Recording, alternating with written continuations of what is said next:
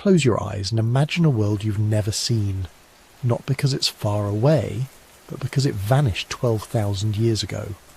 A world so alien, so impossibly different from today, that if you were dropped into it, you wouldn't recognise Earth at all. The year is 10,000 BCE. Ice sheets tower over the northern continents, miles thick, heavier than mountains, grinding slowly southward like frozen bulldozers reshaping the world. In North America, ice covers everything from the Arctic Ocean down to where New York City will one day stand. In Europe, glaciers bury Scandinavia, Britain and most of Germany under crushing walls of white. The weight is so immense that the continents themselves are pressed down, sagging under billions of tons of frozen water. The oceans are 400 feet lower than today, not 40 feet. 400! Walk where Miami's beaches will someday be, and you're 60 miles inland. The English Channel doesn't exist. Britain and France are connected by rolling grasslands. Indonesia isn't a chain of islands, it's part of mainland Asia. You could walk from Siberia to Alaska, across a land bridge wider than Texas. And the cold. The brutal, relentless cold that defines everything. Average global temperatures are 10 to 15 degrees Fahrenheit lower than today. That might not sound like much, but it's the difference between civilization and ice age, between cities and survival. But here's what makes this world truly breathtaking. The animals. Creatures so massive, so powerful, they make today's wildlife look tame. Woolly mammoths, 13 feet tall at the shoulder, with curved tusks 15 feet long, roaming in herds across the frozen grasslands. Giant ground sloths the size of elephants, standing on their hind legs to strip branches from trees. Saber-toothed cats with 8-inch fangs, perfectly designed for puncturing thick hide and massive muscle. Cave bears that weigh 3,000 pounds, dire wolves hunting in packs of dozens, enormous bison with horn spans of 7 feet, terror birds, flightless predators 10 feet tall with beaks like axes. This is the Pleistocene world, Earth's last ice age, a planet locked in deep freeze for over 100,000 years, and living in this frozen wilderness scattered in small bands across the habitable zones are humans, your ancestors. Not primitive cave people fumbling in the dark, but sophisticated hunters with complex tools, elaborate clothing, art and culture. They've adapted to the Ice Age so completely that this frozen world is all they know. It's home. If you're using this to fall asleep, that's exactly why I make these. So maybe subscribe and tell me, where are you right now and what time is it? I read the comments and it's fascinating. Tokyo at sunrise, London at lunch, Los Angeles at midnight, all watching the same story unfold. Drop a comment. I'm genuinely curious where in the world you are right now. So humanity is thriving in the Ice Age. Animals are thriving. The world has found a brutal but stable equilibrium, and then, about 12,000 years ago, something changes. Something triggers an event so catastrophic, so rapid, so completely overwhelming that it will reshape every inch of the planet within a few human lifetimes. The ice begins to melt, not slowly, not gradually, in geological terms, almost instantly. Within a few thousand years, sometimes within mere centuries, those mile-thick glaciers start collapsing. Ice sheets that took 100,000 years to build begin disintegrating in a cosmic blink. The meltwater has to go somewhere. Imagine the largest floods in recorded history, then multiply them by 1,000, by 10,000. Walls of water hundreds of feet high, exploding across continents, lakes the size of seas bursting through ice dams and draining in weeks, coastlines drowning as oceans rise 400 feet, swallowing thousands of square miles of land where humans had lived for generations. And in the chaos, in the rapid transformation from ice world to the Earth we know today, something else happens. The giants die. Within a few thousand years, almost every large animal on the planet goes extinct. Mammoths, gone. Giant sloths, gone. Saber-toothed cats, terror birds, cave bears, dire wolves, massive bison, all gone. Over 150 species of megafauna, creatures that had survived multiple ice ages, that had thrived for millions of years, just vanish from the fossil record. This is the most dramatic extinction event since the asteroid that killed the dinosaurs. Except there was no asteroid, no single catastrophic impact, just ice melting and seas rising, and something about that transformation killed the giants. But not humans. Somehow, impossibly, humans not only survived this planetary catastrophe, we thrived. We adapted. We exploded across every continent. And within a few thousand years of the Ice Age ending, we invented agriculture, built cities, created civilization. Everything you see around you, every bit of human achievement, traces back to what our ancestors did right at the moment the Ice Age ended. So what triggered the melt? Why did temperatures suddenly spike after 100,000 years of stability? What caused floods so massive they reshaped continents? Why did giant animals that had survived countless climate changes suddenly go extinct? And how did humans, relatively small and physically weak compared to the megafauna, not just survive but inherit the Earth?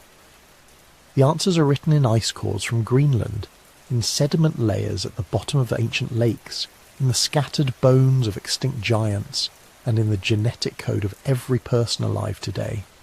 This is the story of the most important climate transformation in human history. The moment when Earth stopped being an ice planet and became the world we know. This is what happened when the Ice Ages ended 12,000 years ago. 20,000 years ago, Earth was a completely different planet. Not metaphorically different. Actually physically, fundamentally transformed from the world we know today. If you could somehow travel back in time to that moment, you'd barely recognise it as the same place. This was the last glacial maximum, the coldest, iciest period of the most recent ice age, and the world our ancestors inherited after their long evolutionary journey. Let's start with the ice itself, because that's what defined everything about this period. The sheer scale of the ice sheets that covered the planet is almost impossible to comprehend. We're not talking about glaciers in mountain valleys or ice caps at the poles. We're talking about continental ice sheets, miles thick, covering millions of square miles, reshaping entire landscapes under their incomprehensible weight. The Laurentide ice sheet alone, centred on Hudson Bay, covered virtually all of Canada and stretched deep into what's now the northern United States. Imagine ice from the Arctic Ocean all the way down to New York, to Pennsylvania, to the Great Lakes region. In some places this ice was over 2 miles thick. 2 miles of solid ice pressing down on the bedrock, warping the Earth's crust beneath it, grinding mountains into powder, scouring valleys hundreds of feet deep. Meanwhile, across the Atlantic, the Fennoscandian ice sheet blanketed northern Europe. Britain, Scandinavia, northern Germany, Poland, all buried under ice. The weight was so tremendous that Scandinavia is still rebounding from it today, rising measurably each year as the land slowly returns to its original shape, 10,000 years after the ice finally melted. Asia had its own massive ice sheets covering Siberia and the mountain ranges of the interior. The Himalayas carried glaciers that made modern mountain ice fields look like decorations. South America had ice sheets extending far north from Antarctica, covering Patagonia and the southern Andes. All this ice represented something extraordinary. Earth's water doesn't disappear, it just changes location. Every drop of water locked up in those continental ice sheets had come from somewhere, and that somewhere was the ocean. Sea levels during the last glacial maximum were approximately 400 feet lower than today. 400 feet. Let that sink in. The entire geography of Earth's coastlines was completely different. This massive drop in sea level exposed enormous areas of what's now ocean floor as dry land. These weren't just narrow strips of beach. They were vast territories, entire subcontinents that don't exist anymore. In the north, a landmass called Beringia connected Asia and North America where the Bering Strait is today. But Beringia wasn't just a bridge. It was a massive territory, maybe 1,000 miles from north to south, a completely distinct ecological zone that supported its own unique communities of plants and animals. Between Britain and continental Europe stretched Doggerland, a low-lying plain that connected what are now islands into a continuous landscape. Archaeological evidence suggests this was prime territory for Ice Age hunters, rich in resources, crisscrossed with rivers, home to massive herds of grazing animals. In Southeast Asia, the exposed continental shelf created Sunderland, connecting Indonesia, Malaysia and the Philippines into a single enormous landmass. Australia and New Guinea were joined as Sahul. The Mediterranean was smaller. The Persian Gulf was a river valley. The entire map of Earth looked alien. But it wasn't just the ice and exposed land that made this world different. The climate itself had been fundamentally restructured. The massive ice sheets created their own weather patterns, distorting atmospheric circulation in ways that affected the entire planet. The jet streams, those rivers of fast-moving air that guide weather systems across the continents, were pushed far south by the presence of the ice. This meant that regions that are temperate today experienced Ice Age conditions then. Southern Europe, normally mild and Mediterranean, had a climate more like modern Scandinavia. The Sahara Desert, which today is one of the driest places on Earth, had a completely different rainfall pattern. Parts of what's now endless sand supported grasslands and scattered trees. The Amazon rainforest, that great engine of global biodiversity, was reduced to scattered refuge areas separated by dry savanna. Ocean currents were different too. The great oceanic conveyor belt that redistributes heat around the planet followed altered pathways. Cold water from melting ice edges created nutrient-rich upwellings in different locations, changing where fish populations concentrated, which affected where seabirds nested, which influenced coastal ecosystems and cascading waves of transformation. This was a world of extremes. Seasonal variations were more dramatic than anything we experience today. Winters in the Ice Age steppe could last 8 or 9 months, with temperatures that would kill an unprotected human in minutes. Summers were brief, but intensely productive, an explosion of plant growth and animal activity compressed into a few short weeks, when everything that was going to survive and reproduce had to do it fast. And in this transformed world, a completely unique ecosystem had emerged. This wasn't just a colder version of modern environments. It was something that has no real parallel in today's world. The Mammoth Steppe, as scientists call it, stretched in an almost continuous band from Spain to Canada, the largest biome in Earth's history. Imagine endless grasslands, but not like the African savanna or the American prairie. This was colder, drier, more open. Scattered stands of hardy trees, mostly conifers, broke up the landscape.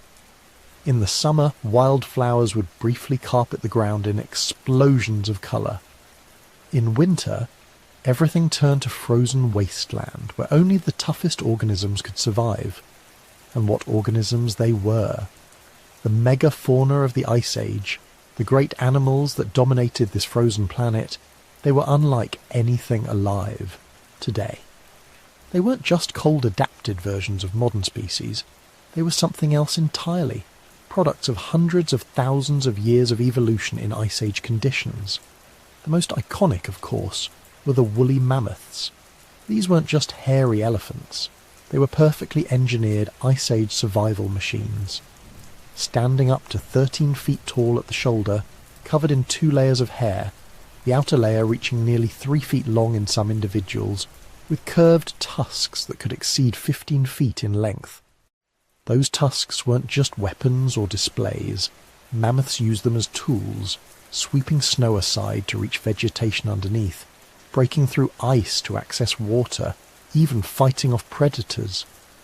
Mammoth social structure was similar to modern elephants. Matriarchal herds of related females and their young, males forming bachelor groups or living solitary lives. but their behaviour was adapted to the extreme seasonality of the Ice Age world. They had to migrate constantly, following the brief pulse of plant growth across vast distances, their movements timed to the seasons with precision born of evolutionary necessity. And they weren't alone. Woolly rhinoceros, equally impressive, equally adapted, roamed the same grasslands. These were massive animals, some weighing over 6,000 pounds, with 2 horns, the front one reaching over 3 feet long in the largest individuals. Like mammoths, they were covered in thick woolly coats. Unlike mammoths, they were solitary and apparently more aggressive. Cave paintings and preserved remains suggest they were formidable animals that even the largest predators approached with caution. Speaking of predators, the Ice Age had produced carnivores that would make modern big cats look modest. Saber-toothed cats, multiple species of them actually, had perfected the art of killing megafauna. Their famous elongated canines, reaching 7 inches in some species, weren't for biting in the way modern cats bite. They were precision instruments for severing blood vessels and windpipes. A saber-tooth would grapple its prey, use its powerful neck and shoulder muscles to stabilise the target, then deliver a surgical strike to vital areas with those specialised teeth. Cave lions, larger than any lion alive today, hunted in prides across Europe and Asia. Their prey base was different from modern lions. They targeted young mammoths, bison, horses, even rhinos when they could catch them vulnerable. Skeletal evidence shows incredible power. Cave lion bones are denser and more robust than modern lions, suggesting animals capable of bringing down prey that would be impossible for today's predators. In North America, dire wolves hunted in packs across the Ice Age landscapes. These weren't just big wolves, they were a distinct species, more heavily built than modern grey wolves, with bone-crushing jaws adapted for a different hunting strategy. While modern wolves rely on endurance and pack coordination to exhaust prey, dire wolves were more like hyenas, using raw power and strong jaws to disable and consume prey, including cracking bones to access marrow. And the prey they hunted, besides mammoths and rhinos, included an astonishing diversity of megafauna. Giant ground sloths, some species reaching 20 feet long when standing upright, browsed on trees and shrubs. These weren't slow, clumsy animals despite their name. Reconstruction suggests they were formidable, with powerful arms tipped with massive claws, capable of defending themselves against even the largest predators. Glyptodonts, basically enormous armadillos the size of small cars, were protected by shells made of thousands of bone plates fused into armour that could stop most predators. Giant beavers, 8 feet long, built dams and lodges in Ice Age rivers. Massive bison, with horn spans reaching nearly 7 feet, moved in herds across the grasslands. Cave bears, distinct from modern bears, hibernated in European caves. Their population so dense that thousands of individual bears used some cave systems over the millennia, leaving layer after layer of remains. These were mostly vegetarian despite their size and power, but their sheer mass made them dangerous when disturbed. In Australia, the megafauna was even more bizarre.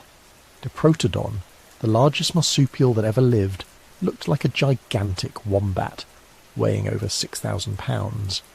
Thylacoleo, the marsupial lion, was possibly pound for pound the most powerful predator that ever evolved, with a bite force that exceeded even that of saber-toothed cats relative to body size. This entire ecosystem, from the smallest rodents to the largest mammoths, was intricately balanced. The megafauna weren't just inhabitants of the Ice Age world. They were ecosystem engineers, actively shaping their environment. Mammoths knocked down trees, maintaining the open grassland environment that supported the herds. Their dung fertilized the soil and spread seeds across vast distances. When they died, their enormous carcasses provided food for scavengers and returned nutrients to the soil in concentrated doses. The grasslands themselves were unlike anything that exists today. Modern tundra is often marshy and waterlogged, supporting limited vegetation. The Ice Age steppe was drier, more productive. capable of supporting the enormous biomass of animals that depended on it. The combination of cold temperatures, low rainfall, and constant grazing pressure created a unique plant community dominated by hardy grasses, sedges, and herbs that could survive both the long winter freeze and the intensive grazing of millions of herbivores. And into this world, human beings had successfully inserted themselves, not just surviving on the margins, but thriving as apex predators and one of the most successful species on the planet. By 20,000 years ago, humans had spread across virtually every Ice Age environment, from the edges of the continental ice sheets to the tropical regions that had remained warm. But the humans living through the last glacial maximum were different from us in important ways. Not biologically. They were anatomically modern, with the same cognitive abilities we have today. But culturally, they had become specialists in Ice Age survival, developing technologies and strategies that made them perhaps the most formidable predators the planet had ever seen. In Europe, people were building sophisticated shelters from mammoth bones. These weren't crude windbreaks. They were engineered structures using hundreds of bones carefully selected and arranged, covered with hides, insulated with earth and turf. Some of these shelters were substantial enough to support multiple families through entire winters. Archaeological sites show evidence of central hearths, storage areas, even specialised activity zones for different tasks. The technology of Ice Age hunters was astonishingly sophisticated. Spear points were crafted with techniques that modern flint knappers struggle to replicate. The best examples show understanding of stone fracture mechanics that rivals modern materials science. They weren't just chipping rocks randomly.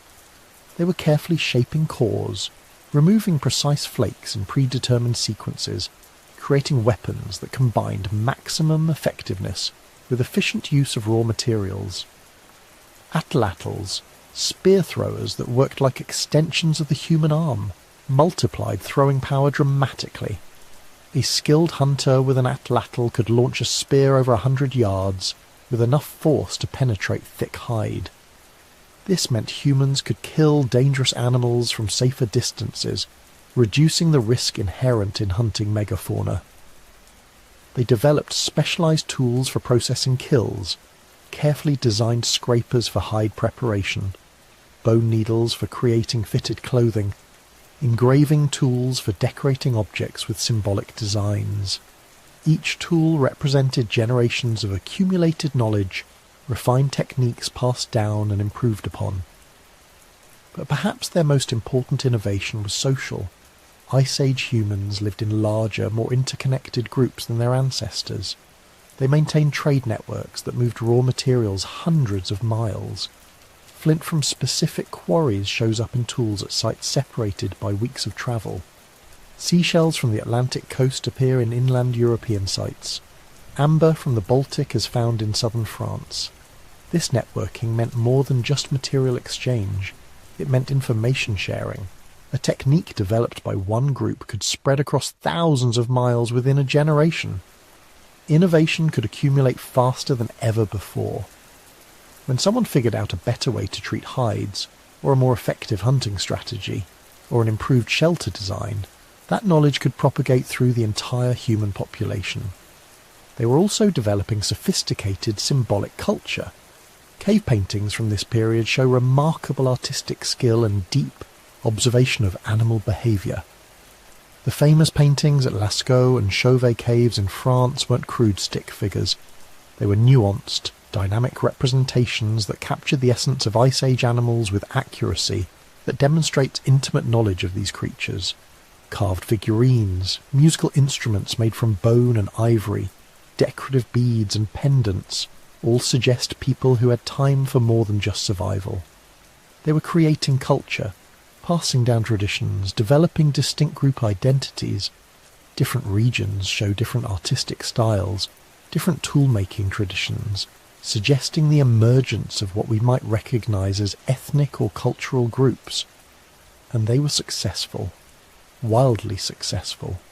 Human populations during the last glacial maximum numbered in the hundreds of thousands, maybe even low millions globally. They occupied every major landmass except Antarctica. They had mastered environments from the Arctic to the tropics. They were hunting the largest, most dangerous animals on the planet and winning consistently. But their success existed in a precarious balance. The entire Ice Age ecosystem, with all its magnificent megafauna, all its vast grasslands, all its carefully adapted species, depended on one critical factor remaining constant: the ice. As long as the climate stayed cold, as long as the ice sheets remained stable, as long as the mammoth steppe persisted, this world could continue indefinitely. Species had been evolving in Ice Age conditions for hundreds of thousands of years. Humans had been perfecting Ice Age survival strategies for millennia. The frozen planet had become the normal planet. This was just how the world was. The humans living 20,000 years ago had no memory of any other climate. Their great-grandparents and their great-great-grandparents going back hundreds of generations had known only the Ice Age. The skills they practiced, the animals they hunted, the plants they gathered, all of it was perfectly tuned to this frozen world. But deep in the ice cores of Greenland, in the sediment layers of ancient lakes, in the growth rings of long-dead trees, a change was coming. Subtle at first, almost imperceptible. Slight shifts in solar radiation patterns, minor variations in atmospheric circulation, small changes in ocean currents. Individually, these changes meant nothing. Together they represented the beginning of a transformation that would be so rapid, so dramatic, so utterly complete, that it would destroy the Ice Age world forever and reshape the planet into something entirely new. The frozen planet, which had seemed eternal, was about to discover it was anything but, and the species that had adapted so perfectly to Ice Age conditions, including the most adaptable species of all, were about to face a test unlike anything their ancestors had survived.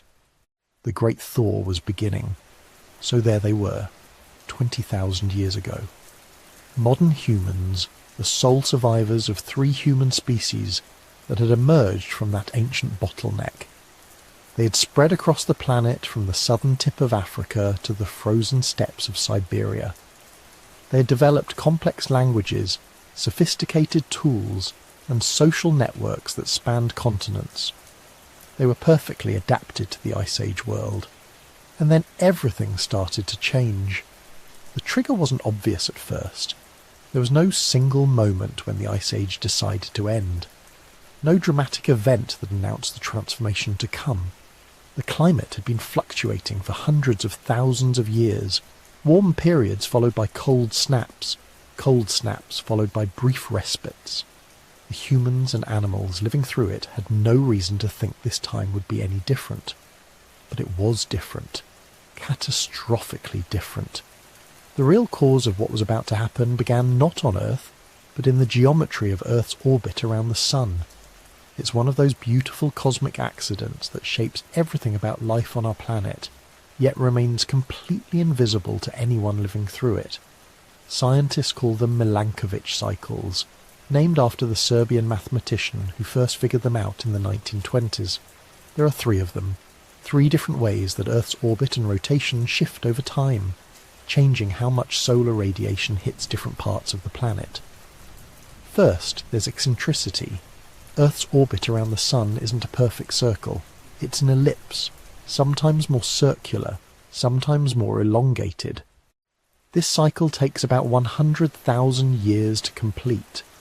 When the orbit is more elliptical, Earth's distance from the Sun varies more dramatically over the course of a year, intensifying seasonal differences. Second, there's obliquity, the tilt of Earth's axis. Right now, we're tilted at about 23.5 degrees, but that angle isn't constant.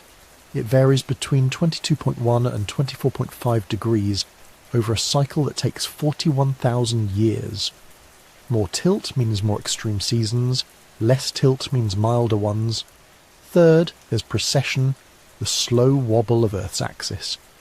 Like a spinning top that's starting to slow down, Earth wobbles as it spins.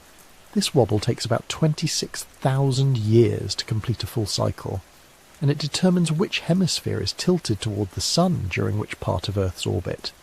None of these cycles is particularly dramatic on its own, but when they line up, when all three happen to reinforce each other, they can push Earth's climate into or out of an ice age.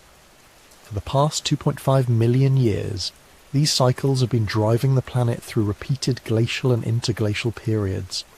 Ice ages would build up slowly over tens of thousands of years as the cycles aligned to reduce summer sunshine in the northern hemisphere. Less summer sun meant winter snow didn't fully melt. Year after year the snow accumulated, compressed into ice, and eventually formed the massive ice sheets that covered half the continents. But the cycles didn't stop. They kept turning, kept shifting, and eventually they would align the other way. More summer sunshine hitting the northern hemisphere. Slightly warmer temperatures, just enough to start melting the ice sheets at the edges. Around 19,000 years ago, that's exactly what started happening. The orbital geometry had shifted to a configuration that delivered more solar radiation to the northern hemisphere during summer.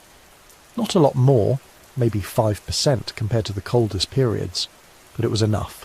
The ice sheets that had been growing for over 100,000 years finally stopped advancing. The leading edges, those massive walls of ice that had been grinding south year after year, began to stabilise. For a few thousand years, not much happened. The ice sheets weren't growing, but they weren't dramatically shrinking either. They just sat there, enormous and apparently permanent features of the landscape. A human living through this period would have noticed nothing unusual. The world was still frozen, winters were still brutal, the ice was still there, dominating the horizon like it always had. But underneath, things were changing. Summer melt was starting to exceed winter accumulation. Not by much, just a few centimetres per year at first, but those centimetres added up. Meltwater began trickling from the edges of the ice sheets. Small streams became rivers. Rivers carved channels through the landscape, channels that would carry even more meltwater as the melting accelerated. By 18,000 years ago, the retreat was undeniable. The ice sheets were shrinking. Sea levels began rising as locked-up water returned to the oceans. The process was slow, almost imperceptible on human timescales. Maybe a metre of sea level rise per century, maybe 2 kilometres of ice sheet retreat per year. Nothing that would alarm anyone living through it. But it was happening. The great thaw had begun. Then came the moment when everything should have continued smoothly toward our modern warm period. The Milankovitch cycles were set. The ice should have just kept melting steadily for the next several thousand years, but instead something completely unexpected happened. 12 through 900 years ago, right in the middle of this warming trend, the planet plunged back into Ice Age conditions. In a matter of decades, possibly years, temperatures in the northern hemisphere dropped back to near glacial levels. The ice sheets that had been retreating suddenly stopped. In some places they even started advancing again. Scientists call this the Younger Dryas, named after a small Arctic flower that suddenly reappeared in pollen records from this period. The name makes it sound gentle, even pretty. It was neither. The Younger Dryas was a climate catastrophe, a 1,000-year interruption in the warming that should have been impossible according to the orbital cycles, and nobody knows exactly what caused it. That's not quite true. We have theories, several of them, but the evidence is contradictory, controversial, and in some cases, downright bizarre. The Younger Dryas is one of the great mysteries of paleoclimatology, and solving it matters because whatever triggered it could potentially happen again. The most widely accepted theory involves the North Atlantic and the Great Ocean Conveyor Belt that circulates water around the planet. This circulation system depends on density differences. Warm, salty water from the tropics flows north toward the Arctic, cools down, becomes denser, and sinks to the ocean floor. That sinking drives the entire conveyor belt, pulling more warm water north to replace what sank. But what happens if you suddenly dump massive amounts of fresh water into the North Atlantic? Fresh water is less dense than salt water. It doesn't sink as easily. If you flood the North Atlantic with enough fresh water, you can shut down the entire circulation system. Around the time the Younger Dryas began, there was an enormous glacial lake sitting in the middle of North America, Lake Agassiz, named after the geologist who discovered evidence of it. This wasn't a normal lake. At its maximum extent, it was larger than all the modern Great Lakes combined. It contained more water than all the lakes on Earth today put together, and it was held back by a massive dam of ice. The theory goes like this. As the ice sheets melted, this ice dam weakened. Then, around 12,900 years ago, it failed catastrophically. Lake Agassiz emptied into the North Atlantic in a matter of months, maybe weeks. Imagine all that fresh water, hundreds of thousands of cubic kilometres of it, suddenly pouring into the ocean. The resulting flood would have been biblical in scale, and it would have done exactly what the theory predicts, shut down the ocean conveyor belt, plunging the northern hemisphere back into cold conditions. The problem is the evidence doesn't quite fit. Some sediment cores from the North Atlantic show the right kind of freshwater flooding at the right time. Others don't. The timing is fuzzy. And there's evidence that Lake Agassiz had drained eastward into the Atlantic before the Younger Dryas started, not during it. So some researchers have proposed more dramatic triggers. In the early 2000s, a team of scientists presented evidence for something that sounds like science fiction, an asteroid impact. They found a layer of sediment dating to the start of the Younger Dryas that contained unusual materials. Nanodiamonds, tiny particles that form under extreme heat and pressure. Platinum and iridium in concentrations much higher than normal. Magnetic microspherules, little beads of melted rock.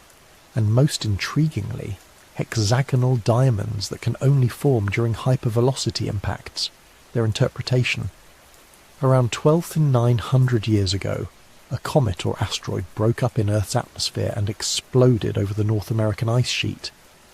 The impact, or more likely series of impacts, melted enormous amounts of ice, caused widespread wildfires, and threw enough debris into the atmosphere to block out sunlight and trigger rapid cooling.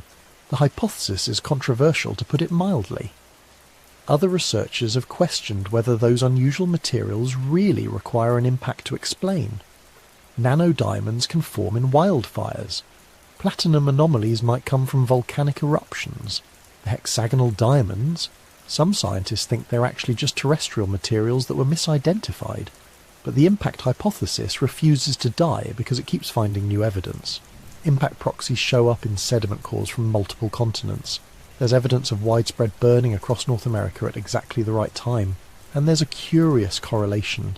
Many of the large mammals that went extinct during this period disappeared right at the Younger Dryas boundary. Then there's the volcanic theory.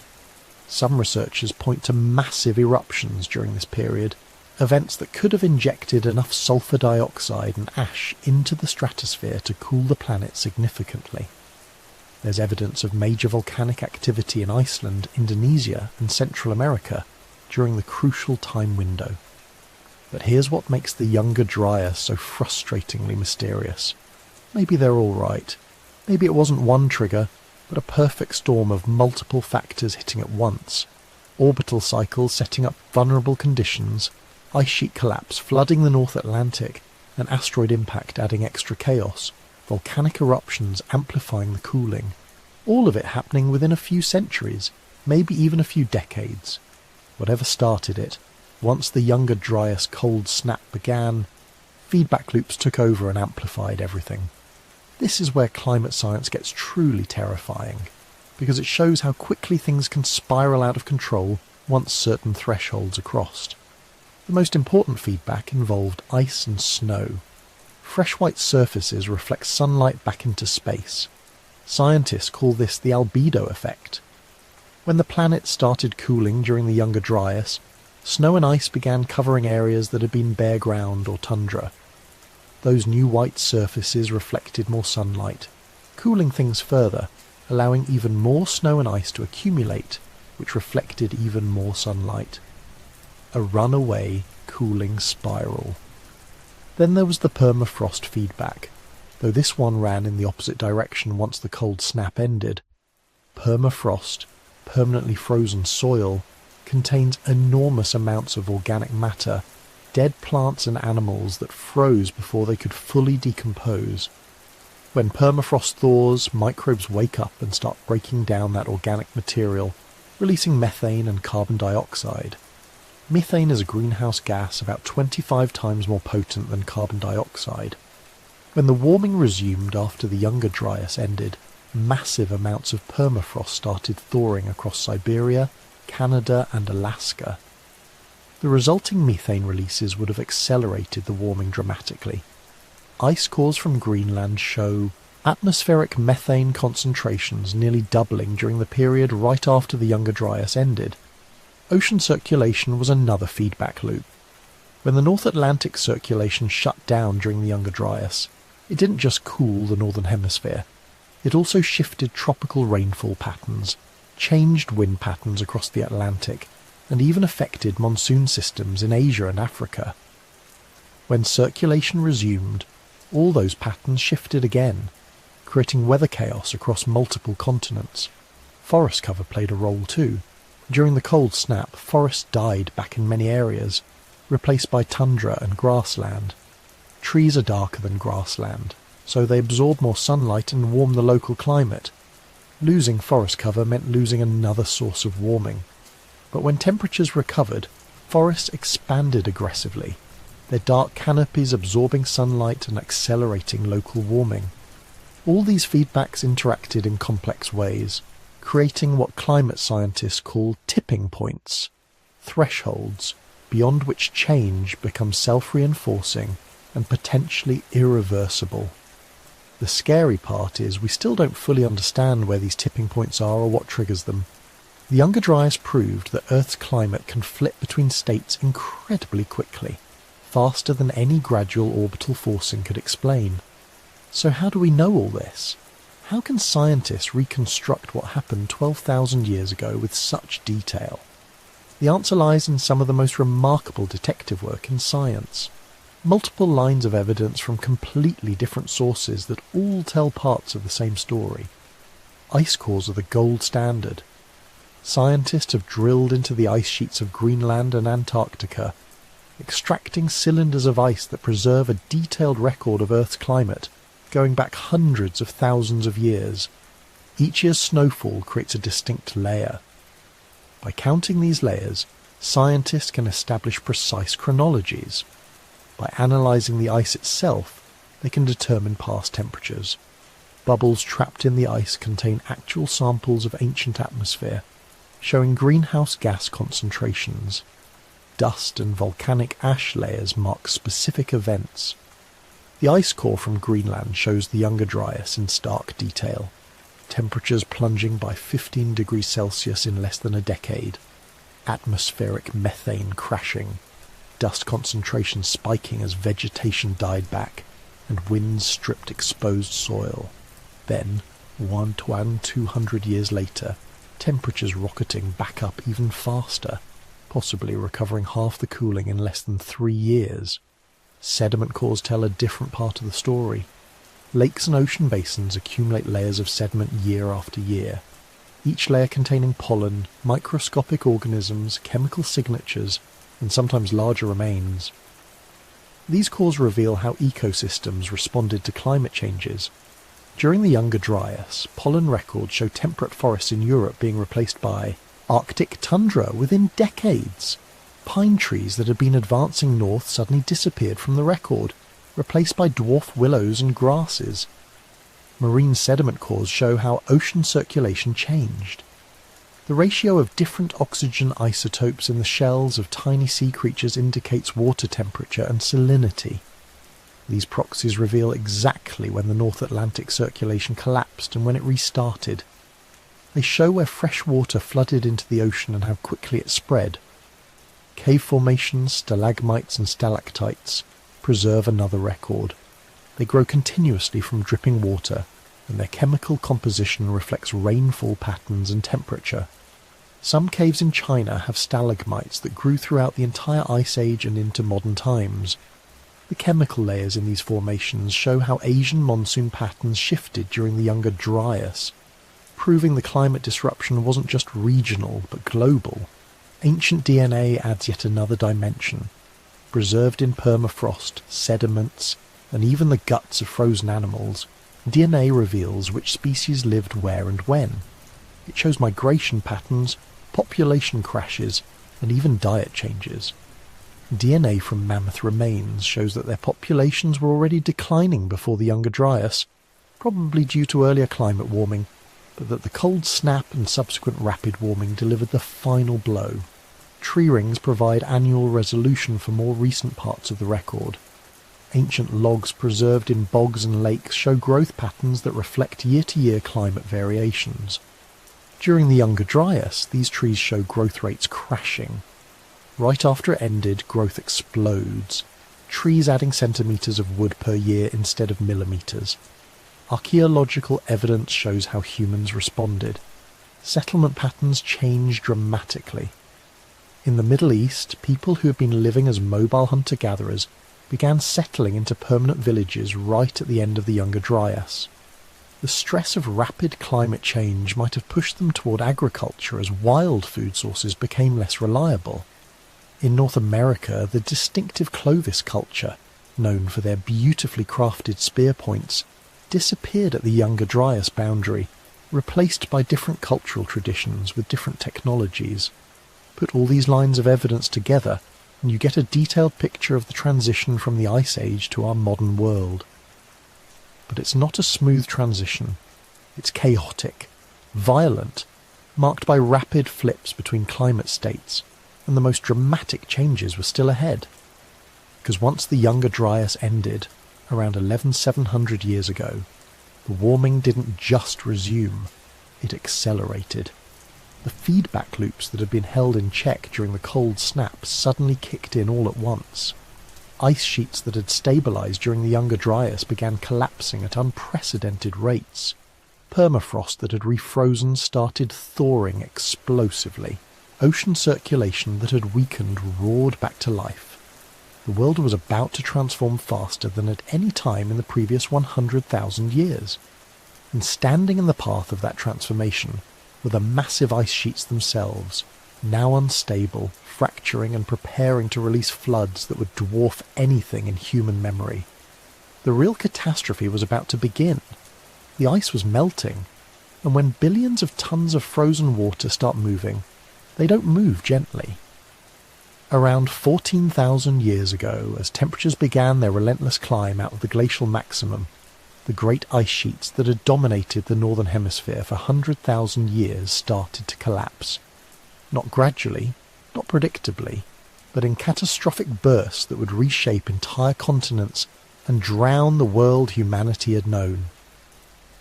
The first thing you need to understand is the scale. We're not talking about ice cubes melting in a glass. We're talking about ice sheets 2 miles thick covering areas the size of continents.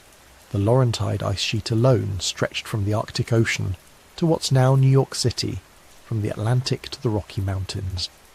It contained enough frozen water to raise global sea levels by 200 feet, and it was coming apart.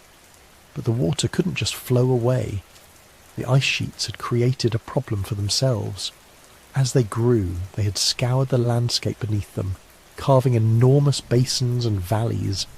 They had blocked river drainage patterns that had existed for millions of years.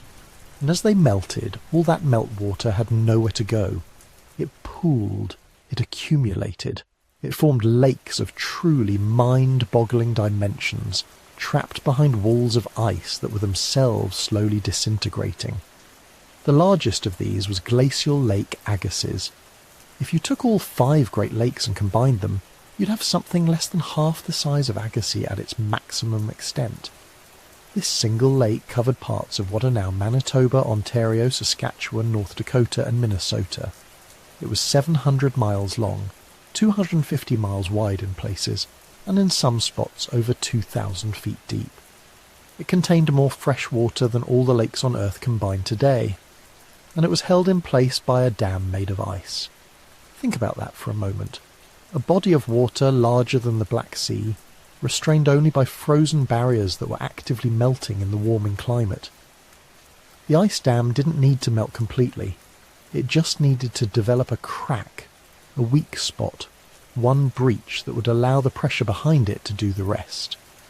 Around 13,000 years ago, somewhere along the southern margin of the ice sheet, that breach occurred.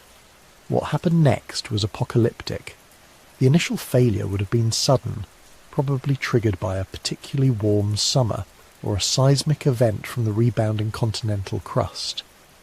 Once the breach formed, the pressure of billions of gallons of water behind it would have widened the gap in minutes. Within hours, a relatively small leak would have become a torrent carrying ice blocks the size of houses. Within days, the entire southern section of the ice dam collapsed. Lake Agassiz didn't drain, it exploded. Water roared out of the breach at volumes that dwarf anything in modern experience. The Mississippi River, one of the largest rivers on Earth, moves about 600,000 cubic feet of water per second. During the peak of the Agassiz outburst, water was flowing at rates estimated between 15 and 30 million cubic feet per second. That's 25 to 50 times the volume of all the rivers on Earth combined, concentrated into a few catastrophic weeks. The floodwaters carved new channels hundreds of feet deep through solid bedrock. They carried boulders the size of buses for hundreds of miles. They stripped away topsoil that had taken thousands of years to form, leaving behind the scoured, lake-dotted landscape of the Canadian Shield that exists today. Any human settlements in the path of this deluge were simply erased. No warning, no time to escape, just a wall of water and ice moving faster than a person could run, obliterating everything in its path. But the destruction wasn't limited to the immediate flood zone. All that fresh water had to go somewhere. Much of it flowed south down the Mississippi Valley and into the Gulf of Mexico. But other outbursts at different times drained east through the Great Lakes and down the St. Lawrence or north into the Arctic Ocean. Each time, billions of gallons of fresh meltwater dumped into the ocean in geological instants. And this was just one lake. Across the northern hemisphere, dozens of similar ice dam lakes were forming, filling, and catastrophically draining. Each one represented a potential disaster. In the Pacific Northwest, an even more dramatic series of floods was remaking the landscape. Glacial Lake Missoula, though smaller than Agassiz, was positioned in a way that made its outburst uniquely destructive. The lake formed in what's now western Montana, dammed by a finger of the Cordilleran ice sheet that pushed south from Canada into Idaho. As the climate warmed, this ice dam would fail, the lake would drain catastrophically, then the ice would advance again, the lake would refill, and the whole cycle would repeat. This happened at least 40 times over the course of 3,000 years. Each Missoula flood released about 500 cubic miles of water in a matter of days. The floodwaters funneled through narrow mountain valleys, accelerating to speeds of 60 miles per hour. When they hit the relatively flat Columbia Basin in eastern Washington, they spread out across 3,000 square miles, creating a temporary inland sea hundreds of feet deep that drained in less than a week. The power of these floods was incomprehensible. They ripped 1,000-foot-deep gorges through solid basalt. They created waterfalls 3 times the height of Niagara Falls that existed for days and then vanished. They carved enormous amphitheatre-shaped valleys called coulees, features so massive that early geologists couldn't understand what could have formed them. They transported house-sized boulders hundreds of miles from their sources. They left behind bizarre erosional features called the channeled scablands, a landscape so unique that it looks like something from another planet. For any humans living in the region, each flood would have been a civilization-ending event. Imagine seeing the horizon darken with an approaching wall of water, 400 feet high, moving at the speed of a galloping horse, carrying ice and rock and uprooted forests. There would be no high ground to reach, no way to outrun it, nowhere to hide. Communities that had existed for generations would simply cease to exist. Their only trace perhaps a few scattered stone tools found centuries later in flood deposits. But these dramatic outburst floods were only part of the story. They were catastrophic but relatively brief. The real transformation was happening more slowly but far more permanently. The seas were rising. As the ice sheets melted, they returned water to the oceans that had been locked away on land for 100,000 years. This wasn't a steady, gradual process. The rate of sea level rise varied dramatically depending on how fast the ice was melting. But the overall trend was relentless and unstoppable. Between 20,000 years ago and 8,000 years ago, global sea levels rose approximately 400 feet. That's a 40-story building's worth of vertical rise. 400 feet doesn't sound like much when you say it quickly, but think about what it means. Every low-lying coastal area, every river valley within hundreds of miles of the ocean, every island or peninsula that wasn't high and steep, all of it went underwater. And the flooding didn't happen all at once. It happened slowly enough that each generation might only see a few feet of change, but fast enough that within a few human lifetimes the landscape of childhood would be completely unrecognizable. For the human populations living through this, it must have seemed like the world was ending in slow motion. The best hunting grounds, the richest fishing areas, the most productive gathering sites were all along coasts and rivers. These were the areas that flooded first. Generation after generation, communities would be forced to move inland, to abandon settlements that had been occupied for centuries, to learn new survival strategies in less productive territories. Nowhere were these losses more dramatic than in the places that simply ceased to exist as land at all. Doggerland is one of the great lost places of human prehistory. For most of the last ice age, what's now the North Sea between Britain and continental Europe was dry land. Not marginal tundra, but rich, productive territory. River valleys, wetlands, rolling hills, forests. Archaeological evidence suggests it was one of the most densely populated regions in Mesolithic Europe. Doggerland was the heart of the Ice Age world in northern Europe. Rivers that now drain separately into the North Sea, the Thames, the Rhine, the Seine, all flow together across Doggerland into a single massive river system that emptied into the Atlantic far to the north. The shallow seas that surrounded it were probably incredibly productive fishing grounds. The land itself supported herds of aurochs, red deer, and wild horses. For the humans who lived there, it was prime real estate. Then the seas began to rise. Initially, the changes would have been subtle. The coastal fishing areas moved slightly inland. Islands appeared where there had been continuous land. River mouths shifted. But by 10,000 years ago, Doggerland was shrinking noticeably. What had been rolling hills became islands. River valleys became straits. Communities that had been inland suddenly found themselves on narrowing coastlines. By 8,000 years ago, Doggerland was reduced to a few large islands. Archaeological sites from this period show desperate adaptation strategies. People shifted to more maritime lifestyles, developing sophisticated boat technology and focusing on fishing and sea mammal hunting.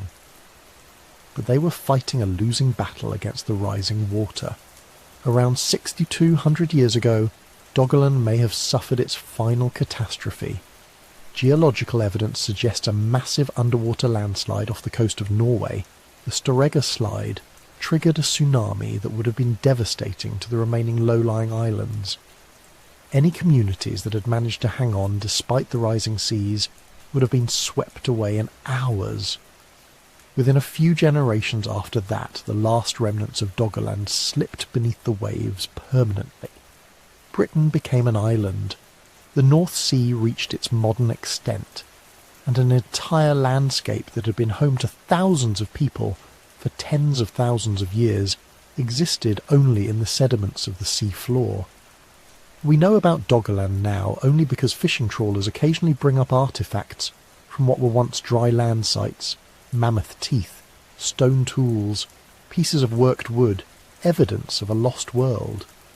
The same process was happening around the globe.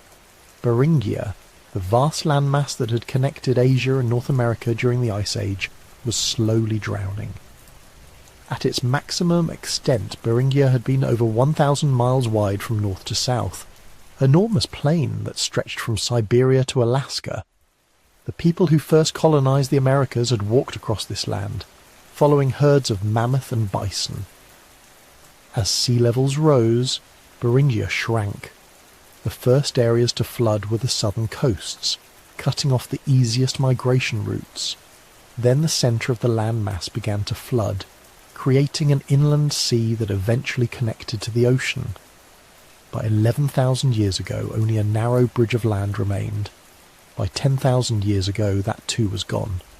The Bering Strait opened, and for the first time in 100,000 years, the continents of Asia and North America were completely separated.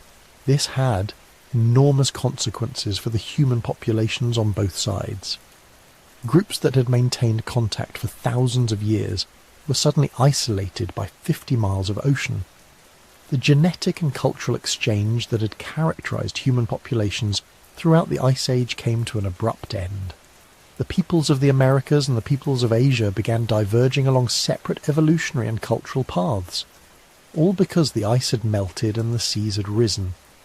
But perhaps nowhere is the human impact of rising seas more potentially dramatic than in the Black Sea. Today, the Black Sea is connected to the Mediterranean through the narrow Bosphorus Strait. But for most of the Ice Age, when sea levels were hundreds of feet lower, the Black Sea was an isolated freshwater lake. Its level was controlled by the rivers that flowed into it, and it sat about 500 feet lower than the Mediterranean. As global sea levels rose with the melting ice sheets, the Mediterranean crept higher and higher. Around 7,600 years ago, according to the Black Sea deluge hypothesis proposed by geologists Walter Pittman and William Ryan, the rising Mediterranean finally topped the natural barrier at the Bosphorus. What happened next was a flood that might have inspired some of humanity's oldest and most persistent myths. Seawater began cascading into the lower Black Sea basin, not gradually, but as a waterfall that would have dwarfed anything in the modern world. Calculations suggest water was pouring through the breach at rates 200 times the flow of Niagara Falls, creating a roar that could be heard for hundreds of miles. The Black Sea's level was rising over 6 inches per day. Coastlines were advancing inland by a mile or more per day in the flattest areas. Any human communities around the Black Sea would have had no way to understand what was happening. This wasn't a seasonal flood that would recede. This was the ocean itself, permanently reclaiming land, advancing relentlessly day after day, week after week. Settlements, fields, fishing camps, hunting grounds, all drowning beneath salt water that killed the freshwater ecosystems they depended on. The flooding continued for at least a year, possibly several years, until the Black Sea reached its modern level. In that time, over 60,000 square miles of land, an area the size of Georgia, vanished beneath the waves.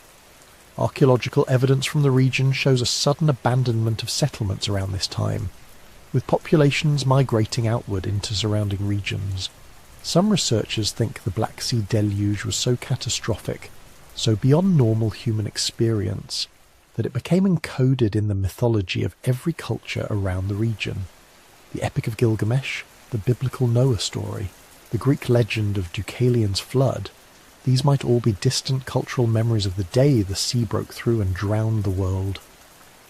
Whether or not the deluge hypothesis is correct in every detail, the broader reality is undeniable. Around the world, coastal populations were experiencing ongoing catastrophic loss of land to rising seas, and unlike modern sea level rise, which we can measure in millimetres per year, late glacial sea level rise was dramatic enough to be visible within a single human lifetime. Imagine being a child, playing on beaches and fishing in estuaries that you could walk to from your settlement. By the time you're middle-aged, those beaches are a half-day's walk away, and the old camping grounds are underwater. By the time your grandchildren are born, the places you knew as a child exist only in stories. That cycle repeated dozens of times over thousands of years, each generation forced to adapt to a literally shrinking world. The psychological impact must have been profound. Every culture that survived this period would have developed flood myths, stories of a time when the waters rose and the old world drowned. These weren't fantasies or religious allegories.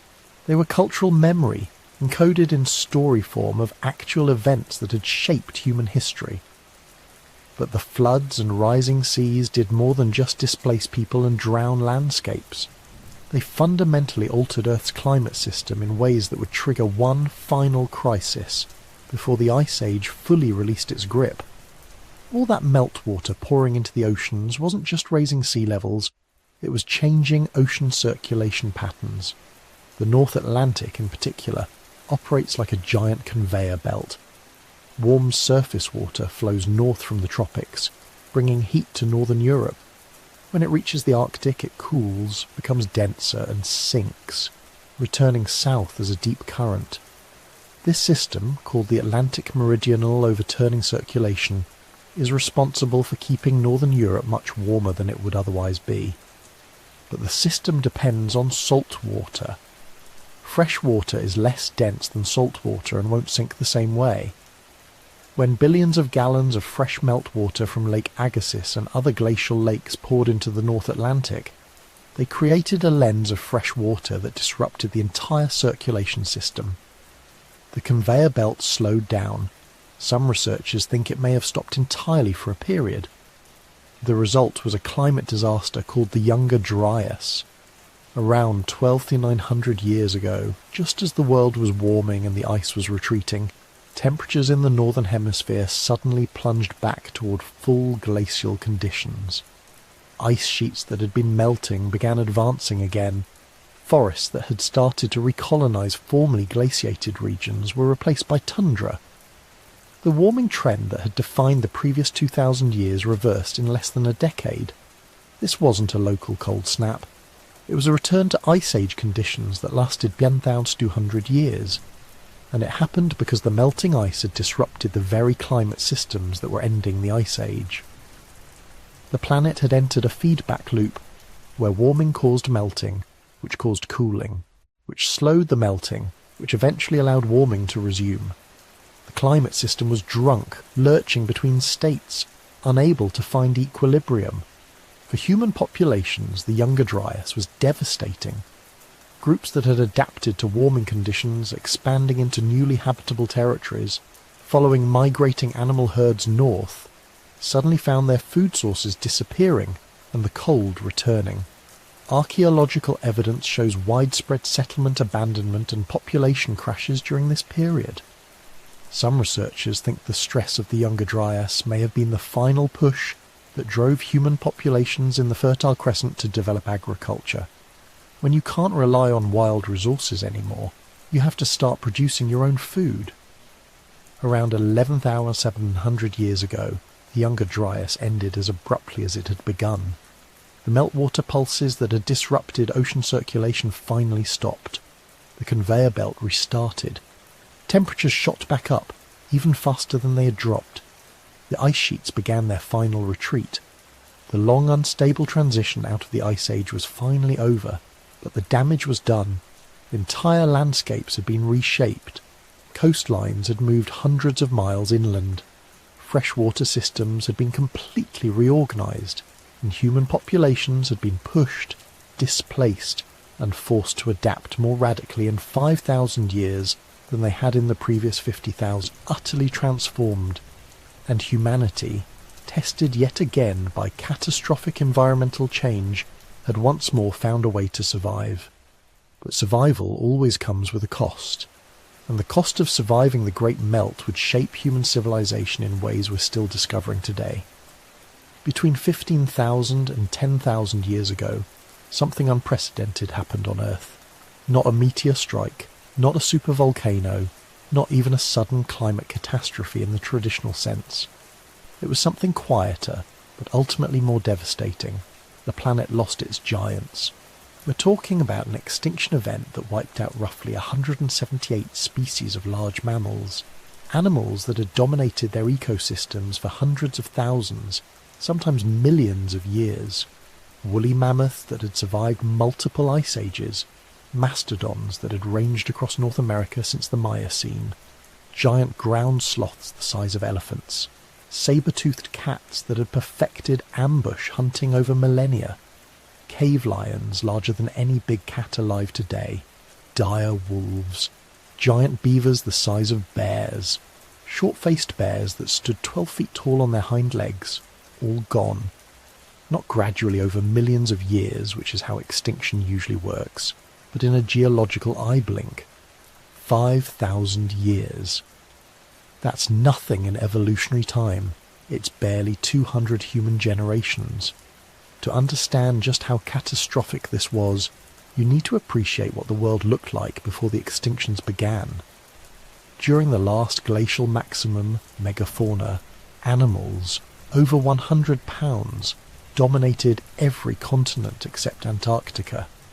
North America alone had over 50 species of large mammals, mammoths and mastodons browsing in mixed herds, 3 species of ground sloths, each adapted to different ecological niches, 2 species of saber-toothed cats competing with dire wolves, American lions and short-faced bears for prey, glyptodonts, armoured mammals that looked like Volkswagen Beetles with tails, giant camels, ancient horses, massive bison species that made modern buffalo look small.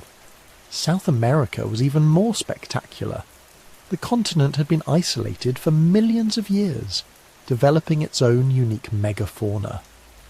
Ground sloths that weighed 8,000 pounds, toxodon, rhinoceros-like herbivores with hippo bodies and rodent teeth, macrochenia, bizarre mammals with elephant-like trunks and camel-like bodies, saber-toothed marsupials that had evolved predatory lifestyles completely independently from their placental counterparts in North America, terror birds, 10-foot-tall flightless predators with beaks that could crush bone.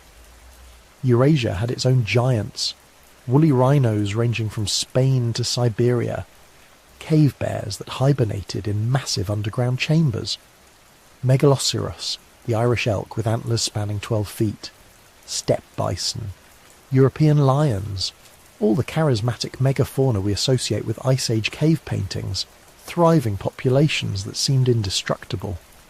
Australia's megafauna were perhaps the strangest of all. Diprotodon, the largest marsupial that ever lived, a 3-ton wombat relative. Giant kangaroos that stood 10 feet tall and couldn't hop. Megalania, a land-dwelling monitor lizard 20 feet long.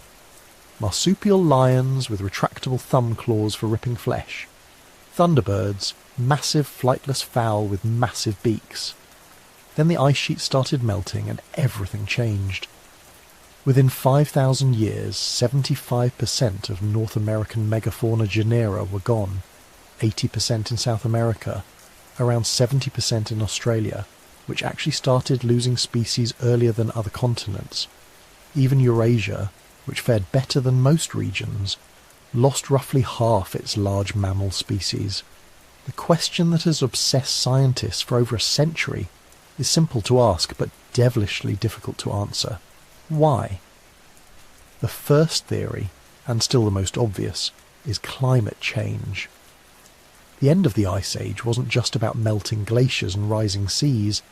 It fundamentally restructured every ecosystem on the planet. Habitats that had been stable for tens of thousands of years disappeared in centuries. The Mammoth Steppe, that vast grassland ecosystem that stretched from Spain to Canada, covering more land area than any biome on Earth today, it vanished. As temperatures rose and precipitation patterns shifted, the unique combination of grasses, forbs and shrubs that sustained mammoth herds couldn't survive. This wasn't just warming, it was habitat transformation on a continental scale. The vegetation that replaced the Mammoth Steppe, birch forests, wetlands, tundra, provided far less nutrition for grazing megafauna. Mammoths needed to consume roughly 400 pounds of vegetation daily. The grasses of the Mammoth Steppe were nutrient-dense enough to support that metabolism. The replacement vegetation wasn't.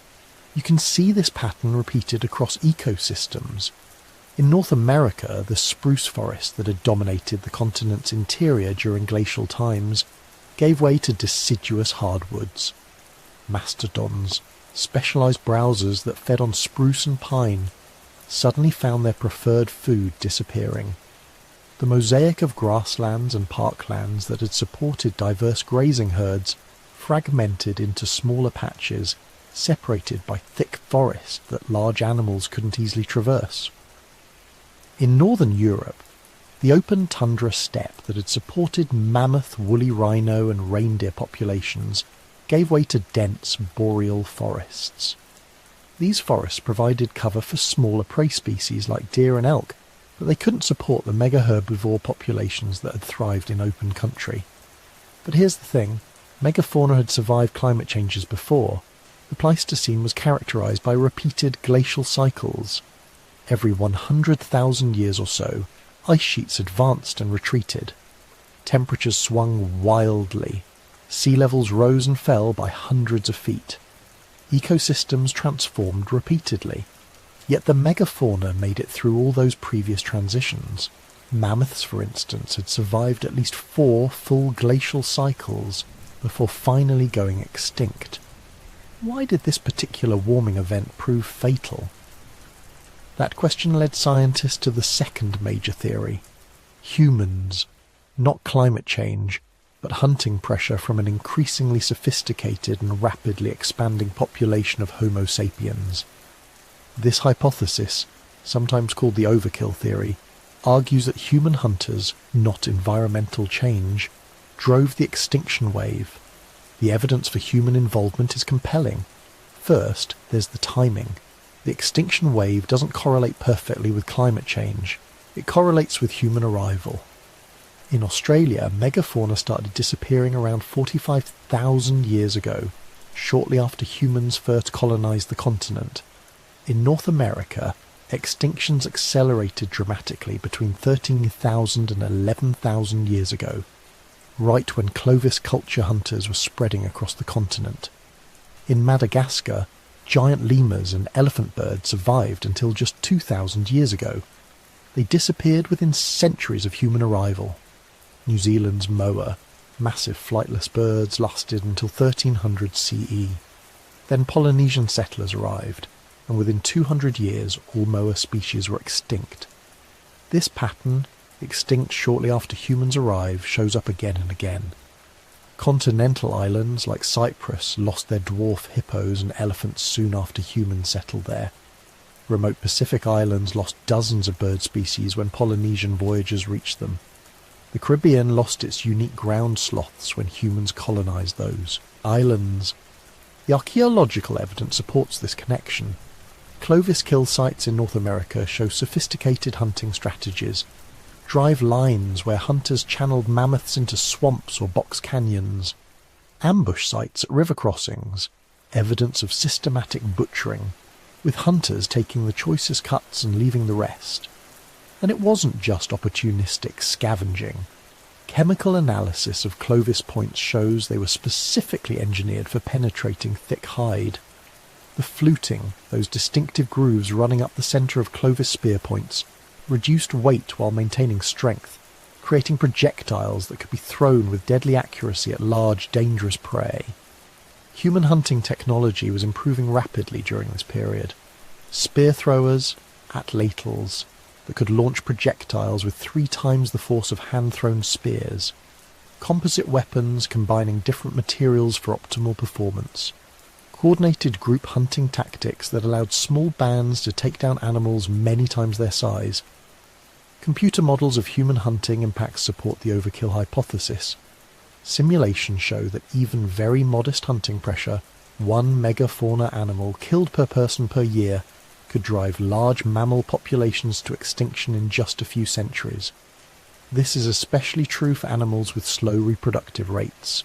Mammoths didn't reach sexual maturity until around age 15 and had gestation periods of 22 months. They might produce only 5 or 6 offspring in a lifetime. You didn't need to kill many mammoths to prevent population recovery. And it's not just about direct hunting. Human activity transformed landscapes in ways that made survival harder for megafauna. Indigenous peoples across the Americas, Australia and other regions used fire as a landscape management tool.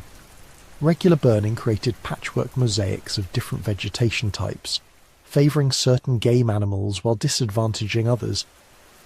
These human-altered ecosystems might have been less suitable for megafauna that had evolved for different habitat configurations, but the climate versus human debate isn't really either-or. The third theory, and the one most scientists now favour, is that it was both. A perfect storm where climate stress weakened megafauna populations that were then finished off by human hunting pressure. Neither force alone would have been sufficient, but combined they were devastating. Think about it from a mammoth's perspective. You're dealing with rapidly changing vegetation patterns. Your preferred grasses are disappearing, replaced by less nutritious plants. Your population is under stress, reproduction rates declining, juvenile survival dropping. Then humans arrive. Not many at first, just a few bands of highly efficient hunters who have spent millennia perfecting techniques for killing large, dangerous prey. Under normal conditions, your population could absorb some hunting losses, but these aren't normal conditions. You're already struggling with climate-induced food stress. Every mammoth that hunters kill is one that can't reproduce, one that can't help raise the next generation. The combination proves fatal. Within a few centuries, your populations fragment, then collapse, then disappear entirely. This perfect storm theory explains several puzzling features of the extinction wave. It explains why extinctions correlate with both climate change and human arrival. Both factors were necessary. It explains why some regions lost more species than others. The severity depended on how much climate disruption occurred and how intensively humans hunted. It explains why smaller animals largely survived while megafauna disappeared. Small species reproduce faster and recover more quickly from hunting pressure. Look at the extinction patterns across continents, and this dual pressure hypothesis makes even more sense. Africa and parts of Asia, where humans and megafauna had co-evolved for millions of years, lost relatively few species. African elephants, rhinos, hippos, giraffes, all survived despite living alongside human hunters throughout their evolutionary history. These animals had evolved behavioural adaptations that made them harder to hunt. Wariness of human presence, rapid flight responses, dangerous defensive behaviours. But in the Americas, Australia, and remote islands where megafauna encountered humans for the first time, extinctions were catastrophic. These animals had no evolutionary experience with human hunters, no instinctive fear responses, no defensive behaviours calibrated to threat from bipedal predators with long-range weapons. A mammoth that had survived encounters with saber-toothed cats and short-faced bears by standing its ground and using its tusks defensively might face down human hunters the same way. Fatal mistake. Humans could kill from a distance, using coordinated tactics that no previous predator had employed. The naive prey hypothesis helps explain why extinctions were so rapid in regions where humans were newcomers. Animals that don't recognize humans as threats are easy to hunt. By the time defensive behaviors could evolve through natural selection, populations were already crashing. But the extinctions weren't just about losing individual species. They triggered cascading ecosystem collapses that transformed entire landscapes. Megafauna weren't just big animals, they were ecosystem engineers, species whose presence fundamentally shaped the environment around them. Consider mammoths. A single mammoth herd could consume 10 tons of vegetation daily. But they weren't just eating. They were pruning, trampling and fertilizing. Mammoths kept forests from encroaching on grasslands by knocking down saplings. They spread seeds through their dung, sometimes moving them hundreds of miles. Their feeding behaviour created patchy, diverse landscapes that supported countless other species. When mammoths disappeared, those ecosystem services vanished too. Without large herbivores controlling tree growth, the mammoth steppe transformed into forest and tundra. Species adapted to open grasslands found themselves without habitat. The productive, diverse ecosystem that had supported the richest megafauna communities in Earth's history collapsed into simpler, less diverse systems. Ground sloths in South America played similar roles. Giant species created extensive cave systems through their excavation behaviours. Multiple other species used these caves for shelter. Ground sloths were also major seed dispersers for certain tree species. Some plants, like the avocado, evolved large fruits specifically to be eaten and dispersed by megafauna. When the ground sloths disappeared, these plants lost their primary seed dispersal agents. Today, avocados and several other large-fruited trees are considered evolutionary anachronisms, plants still producing fruits for animals that no longer exist. Mastodons in North American forests created and maintained openings in dense woodland, generating habitat mosaics that supported diverse plant and animal communities. Without mastodons, forests became denser and more uniform, less suitable for species that needed varied habitat types. The extinction of megafaunal predators had equally profound effects. Saber-toothed cats and other large carnivores had kept herbivore populations in check. When the top predators disappeared, whatever herbivores remained experienced release from predation pressure. But this wasn't necessarily good for them. Without predators selecting out weak and sick individuals, disease became more prevalent in herbivore populations. Fire regimes changed too. Megafauna grazing had kept fuel loads low in many ecosystems. When those large grazers disappeared, dead vegetation accumulated. Some researchers think this contributed to increased fire frequency in certain regions, further transforming habitats. Even nutrient cycling shifted. The bodies of megafauna represented massive pools of nutrients. When they died, whether from natural causes or predation, those nutrients were redistributed across landscapes. Predators carried nutrients from kill sites to distant dens. Scavengers spread them further. The loss of megafauna meant less nutrient redistribution, potentially impoverishing soils in some regions. But some species survived, and understanding why reveals important lessons about extinction resilience. The survivors shared certain characteristics that the extinct species lacked. Reproductive flexibility. Deer, elk, and caribou can adjust their reproductive rates based on environmental conditions. Good years, they produce more offspring. Bad years, they cut back. Megafauna with rigid, slow reproductive cycles couldn't make these adjustments. Dietary generalization. Bison survived in North America partly because they could eat a wider variety of plants than more specialized grazers. When preferred foods disappeared, bison switched to alternatives. Specialized feeders like mammoths and mastodons had fewer options. Behavioral adaptability. Species that could quickly modify their behavior in response to new threats had better survival odds. Elk and deer learned to avoid human hunters. They shifted to nocturnal activity patterns in areas with heavy hunting pressure. They developed extreme wariness of human presence. Smaller body size. Almost universally, smaller species within animal groups survived better than their larger relatives. Large body size, which had been advantageous during stable Ice Age conditions, became a liability. Large animals needed more food, had longer generation times, and made more attractive hunting targets. Habitat flexibility.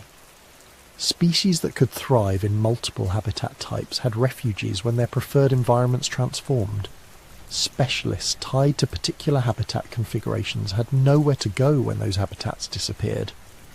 These survival factors weren't distributed evenly across continents, which partly explains regional variation in extinction severity. Africa, with its long history of human megafauna coexistence, had selected for many of these survival traits over millions of years.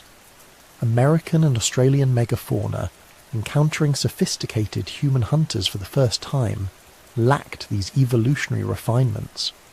The lessons from this ancient extinction wave resonate powerfully today. We're living through another period of rapid climate change and expanding human impacts. The sixth extinction, as conservation biologists call it, is already underway. Current extinction rates are estimated at 100 to 1,000 times higher than background rates. The parallels are striking. Like 12,000 years ago, we're seeing climate-driven habitat transformation happening faster than many species can adapt. Like then, we're seeing human activities, habitat destruction, hunting, pollution, creating additional stress on already vulnerable populations. And like then, we're discovering that the combination of pressures is far more devastating than either force alone. The megafauna extinctions taught us that even species that seem invincible, animals that had survived for millions of years through multiple climate cycles, can collapse rapidly when pushed beyond their adaptive limits. They showed us that loss of keystone species triggers cascading effects throughout ecosystems, changes that persist for thousands of years. They demonstrated that naive prey, species without evolutionary experience of particular threats, are especially vulnerable. Today's endangered species, confined to shrinking habitats and encountering novel threats like climate change, habitat fragmentation, and emerging diseases, might be similarly naive, lacking the evolutionary preparation to respond effectively. But there's one crucial difference between then and now. The humans who contributed to megafauna extinctions 12,000 years ago didn't understand what they were doing. They couldn't have predicted that their hunting would eliminate entire species, or that those extinctions would transform ecosystems. They were just trying to survive. We don't have that excuse. We understand the consequences of our actions. We can see extinctions happening in real time. We have the knowledge and potentially the tools to prevent further losses. The question is whether we'll apply those lessons before we lose the elephants, rhinos, and other modern megafauna that are the last survivors of what was once a world of giants. The extinction wave that swept the planet 12,000 years ago wasn't inevitable. It was the result of specific, understandable pressures that happened to align at a particular moment in history. Today we're creating similar alignments. Rapid climate change plus intense human pressure equals extinction risk. The difference is, this time we get to choose how the story ends. The ice was melting, and with it, the world humans had known for 100,000 years was disappearing. For Ice Age hunters, the apocalypse didn't arrive as a single catastrophic event. It came as a slow-motion collapse of everything their ancestors had perfected over thousands of generations. The mammoths were dying out, the giant bison herds were shrinking, the reindeer that had migrated predictably for millennia were changing their routes, following vegetation patterns that no longer made sense. Imagine being part of a hunting band around 14,000 years ago. Your grandfather's grandfather had hunted mammoth in these valleys. The techniques had been passed down through hundreds of generations. You knew where the herds would be in each season. You knew which mountain passes they'd use during migration. You'd practiced mammoth hunting tactics since you were old enough to hold a spear. Then suddenly, over the span of just a few generations, the mammoths weren't there anymore. Not because you'd overhunted them, though that was part of it, but because the landscape itself was transforming. The cold grasslands where mammoths thrived were becoming forests. The herds that remained were smaller, more scattered, harder to predict. This was an existential crisis. For 100,000 years, humans had been apex predators specializing in megafauna hunting. Large mammals provided everything: meat, fat, hides for clothing and shelter, bones for tools, sinew for bindings. A single mammoth could feed a band of 50 people for weeks. Losing access to these animals wasn't just inconvenient, it threatened the entire foundation of Ice Age survival strategies. But humans didn't starve. Instead, they did what the bottleneck had selected them for. They adapted. The archaeological record from this period shows something remarkable. A sudden explosion of dietary diversity. Sites that had previously contained almost exclusively large mammal bones suddenly show evidence of fishing, bird hunting, shellfish gathering, and intensive plant processing. This wasn't a gradual shift. It happened fast, within a few centuries at most. That's the blink of an eye in evolutionary terms. Let's look at what actually changed. First, fishing became systematic and sophisticated. During the Ice Age, humans had occasionally caught fish, but it wasn't a major food source. Too much effort for too little return when you could hunt megafauna instead.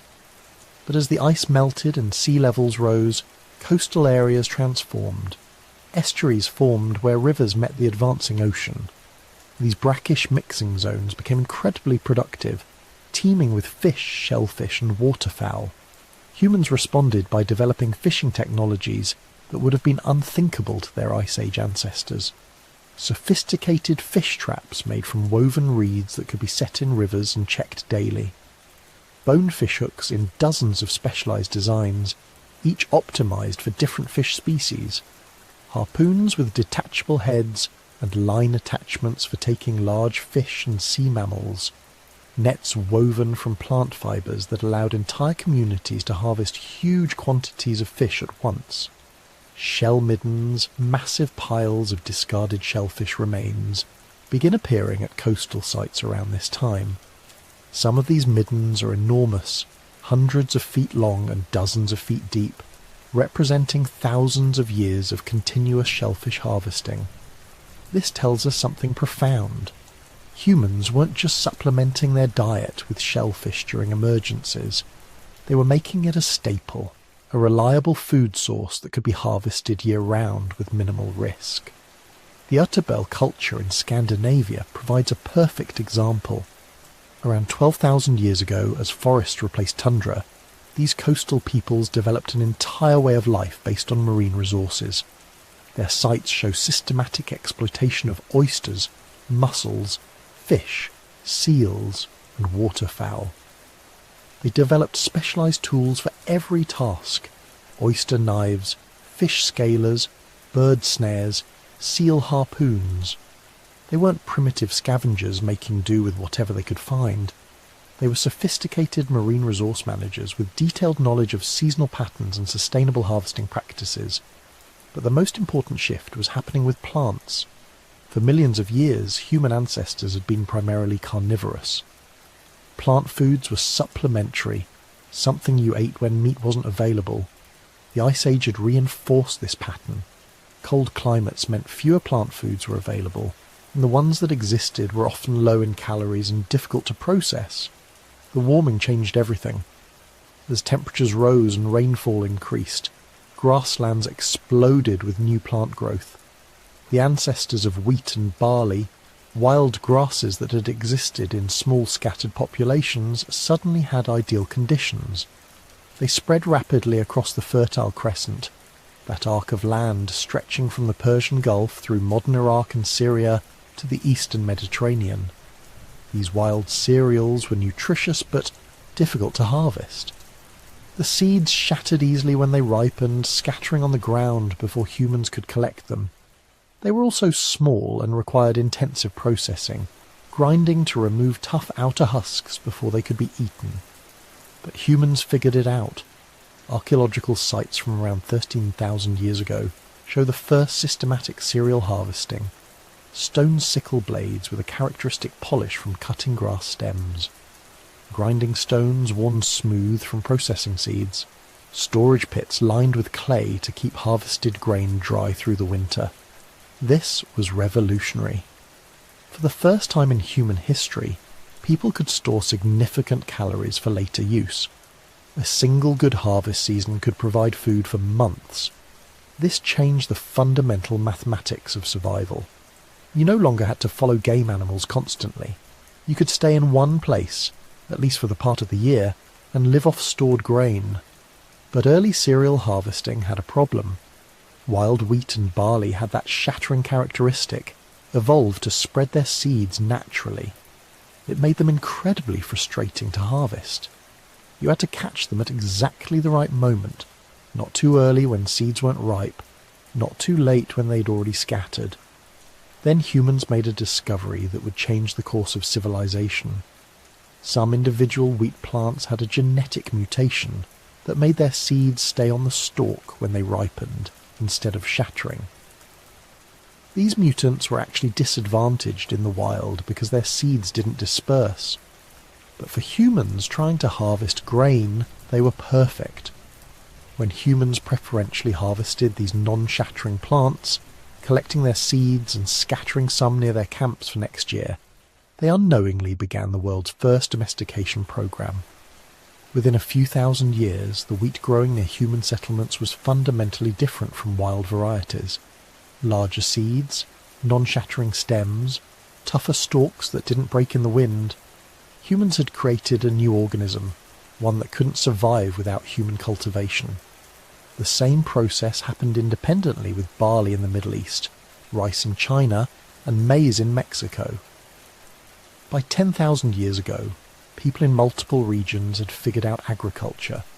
They were no longer just taking what nature provided. They were actively managing plant populations, selecting for desirable traits, creating landscapes that served human needs. Agriculture didn't develop because someone had a brilliant idea.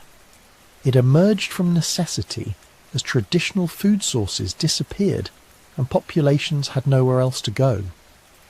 But once it existed, it unleashed consequences nobody could have predicted.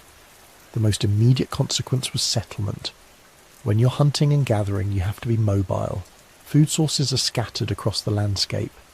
You follow seasonal patterns, moving to where resources are available. Bands of 30 to 50 people was optimal, small enough to move quickly, large enough for effective hunting and defence. But agriculture changed the equation.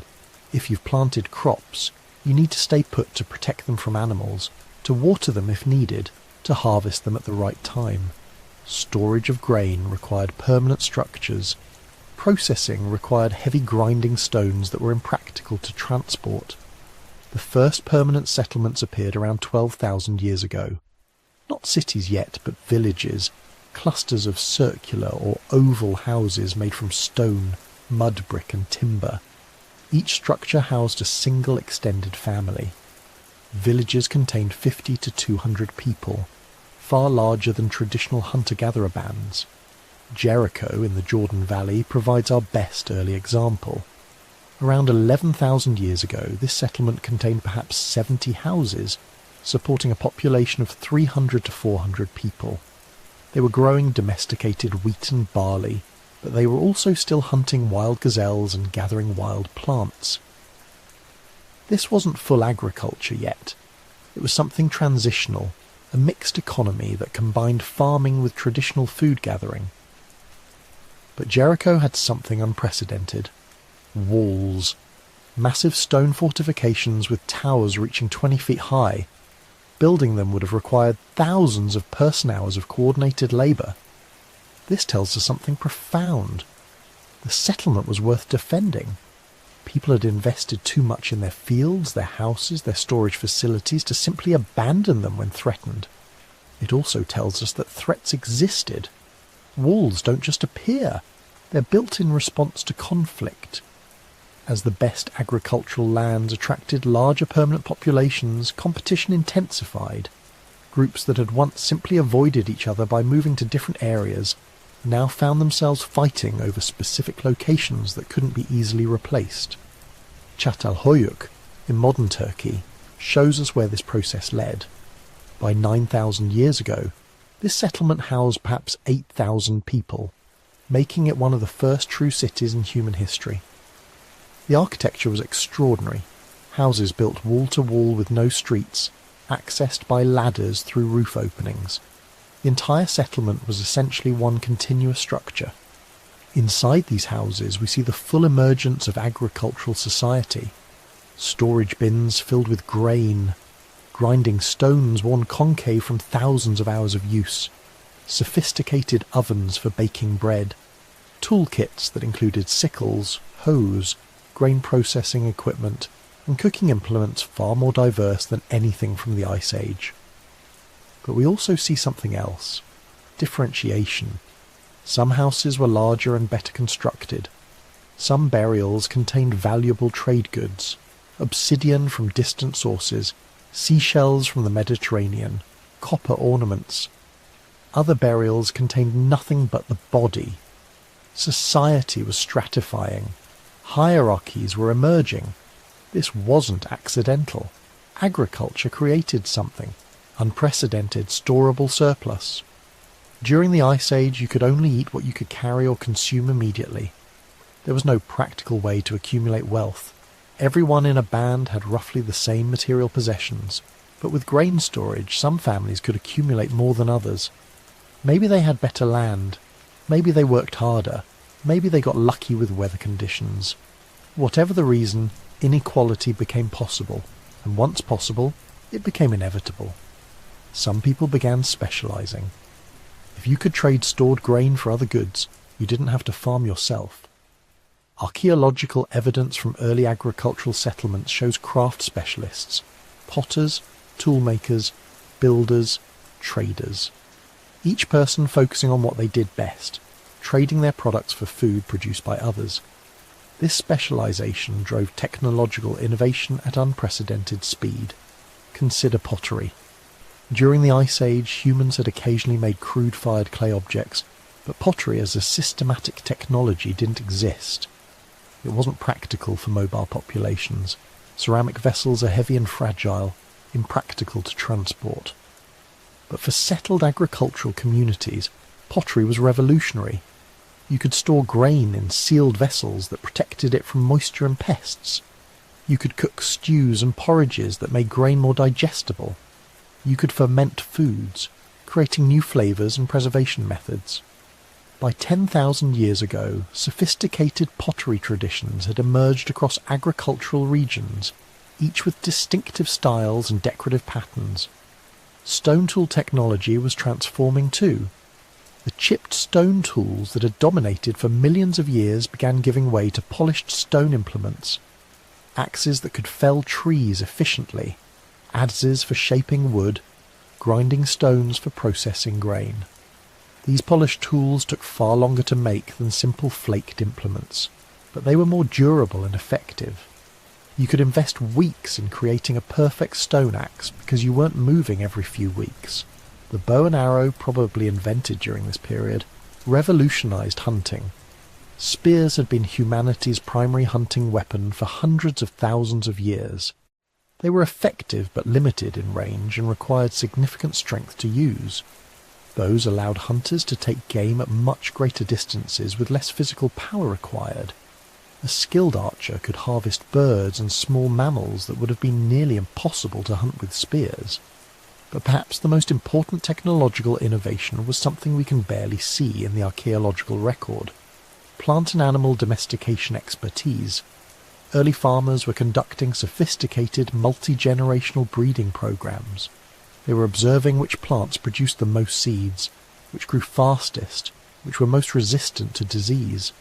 They were selecting breeding stock based on complex criteria, creating varieties optimized for human needs. The same process was happening with animals. Dogs had been domesticated during the Ice Age, probably as hunting companions and camp guards. But after the ice melted, humans began domesticating sheep, goats, pigs, and cattle. By 10,000 years ago, mixed farming combining crops and livestock had become established across the Fertile Crescent. Domesticated animals provided multiple benefits: meat, milk, wool, leather, and labour for pulling ploughs and transporting goods. They were living storage systems that could convert plant materials humans couldn't eat into forms we could, while simultaneously reproducing themselves. All of this created something unprecedented: demographic expansion. Hunter-gatherer populations had been limited by food availability and mobility constraints.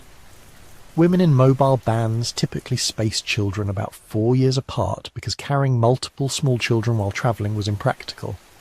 Population growth was slow, maybe 0.01% per year. But agricultural communities could support larger families. Settled life meant women could have children more frequently. Grain-based porridges made weaning easier. Greater food security meant more children survived to adulthood. Agricultural populations grew at perhaps 0.1% annually, 100 times faster than hunter-gatherers. This doesn't sound like much, but compound growth is powerful. At 0.1% annual growth, a population doubles every 700 years. Within a few thousand years, agricultural populations vastly outnumbered remaining hunter-gatherers. By 8,000 years ago, the majority of people in the Middle East, parts of China and the Americas were farmers. But population growth created new pressures. The best agricultural lands filled up. Families needed to find new fields for younger generations. This drove expansion. Farming communities spread from the Fertile Crescent into Europe, North Africa and Central Asia. Separate agricultural centres in China, Sub-Saharan Africa and the Americas underwent similar expansions.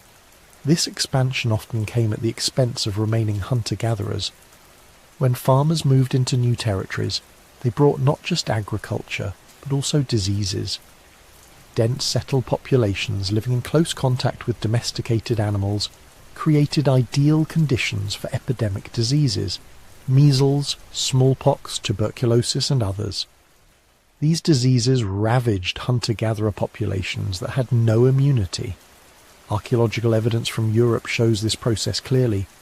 As farmers from the Middle East expanded into Europe starting around 9,000 years ago, the genetic signatures of indigenous European hunter-gatherers largely disappeared.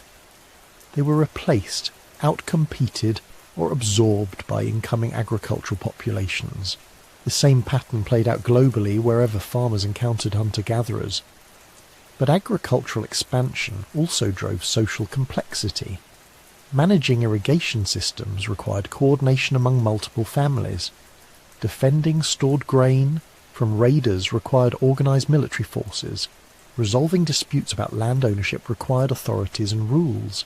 Simple egalitarian bands evolved into tribes, then chiefdoms, then early states. By 7,000 years ago, the first true civilizations were emerging. Sumerian Mesopotamia, with cities of tens of thousands of people, writing systems for record-keeping, specialized bureaucracies, monumental architecture, and complex religious institutions.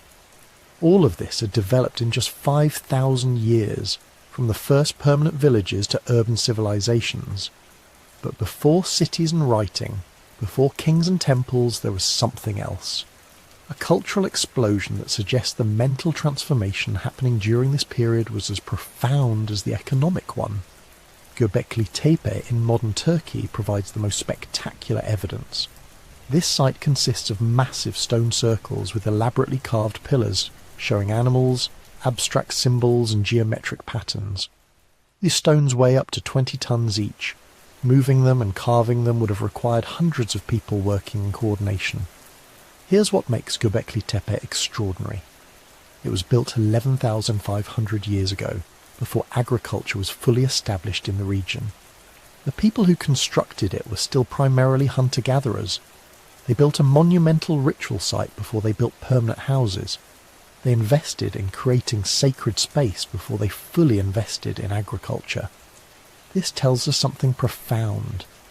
The transformation wasn't just economic or technological, it was cognitive and spiritual. People were developing new ways of thinking about the world, about their place in it, about their relationships with each other, and with forces beyond human control. The art from this period explodes in sophistication and quantity. Cave paintings had existed during the Ice Age, but post-glacial art is different. More abstract, more symbolic, more clearly religious in nature. Figurines showing highly stylized human and animal forms. Elaborate burials suggesting complex beliefs about death and afterlife. Ritual spaces suggesting organized religions with specialized practitioners. Archaeologists have found evidence of feasting at many early agricultural sites. Not just eating, but ceremonial consumption of food in social contexts. These feasts probably served multiple functions, reinforcing social bonds, displaying wealth and status, creating obligations and alliances. They were the social glue that allowed larger communities to function without the kinship ties that had organized Ice Age bands. Trade networks expanded dramatically. Obsidian, a volcanic glass prized for making sharp cutting tools, was being moved hundreds of miles from source areas to agricultural settlements. Marine shells from the Mediterranean show up at sites in the interior. Copper ornaments appear long before copper toolworking became practical. These trade goods weren't just economically valuable, they were status symbols, markers of connection to distant places and peoples. All of this, the agriculture, the settlements, the social complexity, the artistic flowering, emerged because the ice melted, because the mammoths died and humans had to adapt or perish, because climate catastrophe destroyed the world they had known and forced them to create something entirely new. The irony is almost overwhelming. The greatest climate disaster in human history since the bottleneck, the one that wiped out the megafauna and transformed landscapes globally, was also the event that launched human civilization. If the ice hadn't melted, if the mammoths had survived, humans might still be small bands of hunters following herds across endless grasslands. Instead, that crisis forced innovation on a scale unprecedented in human history. Within 5,000 years, humans went from Ice Age hunters to agricultural villagers to urban citizens of the first civilizations. The melting ice had created the conditions for agriculture. Agriculture created food surpluses. Surpluses created settlements, specialization, social complexity, and technological innovation. By 5,000 years ago, humans were building monuments that still stand today. They were developing writing systems to record their thoughts and histories. They were creating art and literature and religious traditions. They were laying the foundations for everything that would follow: empires and trade networks, scientific inquiry and philosophical traditions, the entire edifice of human civilization. And it all traced back to a simple fact. When the ice melted and the world transformed, humans didn't just survive, they thrived. They took catastrophe and turned it into opportunity. They adapted not just their tools and techniques, but their entire way of life, creating something that would have been unimaginable to their Ice Age ancestors. The age of the hunter was over. The age of the farmer, the builder, the city dweller had begun. And with it came the world we still inhabit today. Here's something remarkable. Scattered across every inhabited continent, separated by oceans and thousands of miles, dozens of cultures tell essentially the same story. A story about water, about floods that destroyed the old world, about survival against impossible odds, about the time when everything changed. The Epic of Gilgamesh, written in ancient Mesopotamia over 4,000 years ago, describes a great flood that covered the earth. The gods warn one man, Utnapishtim, who builds a massive boat and saves his family along with animals and craftsmen. The waters rise for 6 days and 7 nights. When they finally recede, humanity must begin again. Sound familiar? The biblical story of Noah's Ark follows almost exactly the same pattern. A righteous man receives divine warning. He builds an ark. The floods come. Everything is destroyed except what's preserved in the vessel. After the waters recede, the survivors repopulate the earth. But it's not just Middle Eastern cultures. The Ojibwe people of North America tell of Nana Bojo, who survives a great flood by climbing the tallest tree and then creates a new world. The Maori of New Zealand describe how the demigod Tahaki caused massive floods that reshaped the islands. Aboriginal Australians have dozens of flood stories, many describing specific coastal features that are now underwater. The Gunditjmara people of southeastern Australia tell of a time when you could walk to what is now an island before the sea rushed in and separated the land. Chinese mythology includes the Great Flood, which lasted for 2 generations until the legendary Yu the Great drained the waters through massive engineering projects. Hindu texts describe Manu, who builds a boat to survive devastating floods that destroy the world. Greek mythology tells of Deucalion and Pyrrha, sole survivors of a flood sent by Zeus to destroy humanity. For centuries, scholars dismissed these stories as pure mythology, allegories about divine punishment or cultural metaphors about rebirth and renewal. But what if they were something else? What if they were memories? The timing is too perfect to ignore. Most flood myths describe events that happened in the deep past, in the time of ancestors, in the age when the world was different. They describe rapid, catastrophic flooding, coastal inundation, the loss of familiar landscapes. They talk about refuges, mountain tops and high ground where survivors waited for the waters to recede. This matches exactly what we know happened between 20,000 and 6,000 years ago. The period when ice sheets collapsed and sea levels rose by 400 feet, when meltwater floods periodically devastated river valleys, when coastlines that had been stable for millennia were suddenly submerged in geological eye blinks. The people who experienced these events didn't have writing. They couldn't record their experiences in books or databases, but they had something equally powerful: oral tradition, the ability to preserve important information across generations through stories, songs, and ceremonial teachings. And oral tradition is far more durable than most people realise.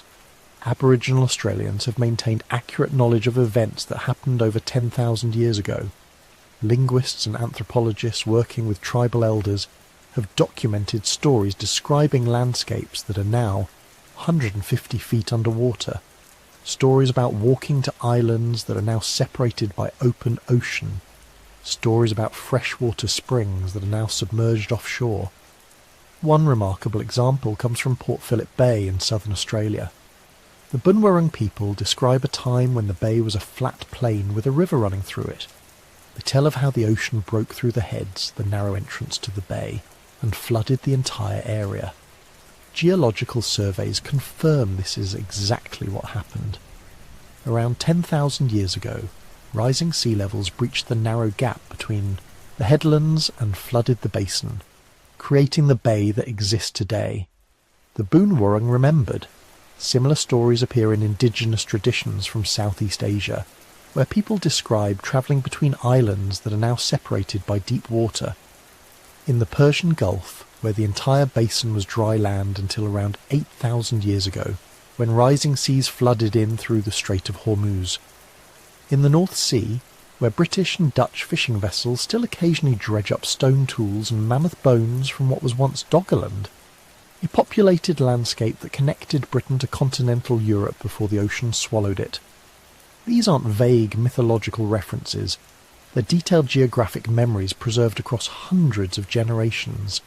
They tell us something profound about human cultural memory. We remember catastrophe.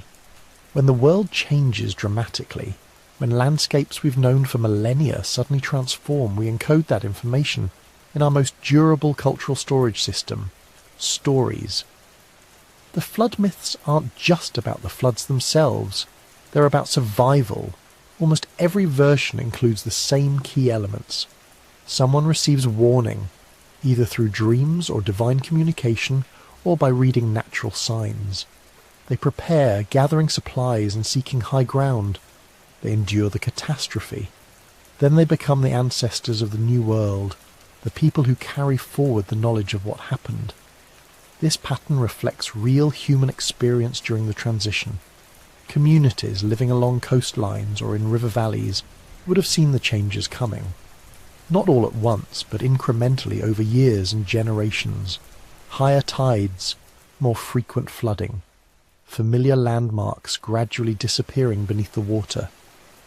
At some point, the smart groups, the ones who paid attention to patterns, would have moved inland, relocated to higher ground. They would have been the survivors, the ones who carried knowledge forward. But oral tradition only takes us so far.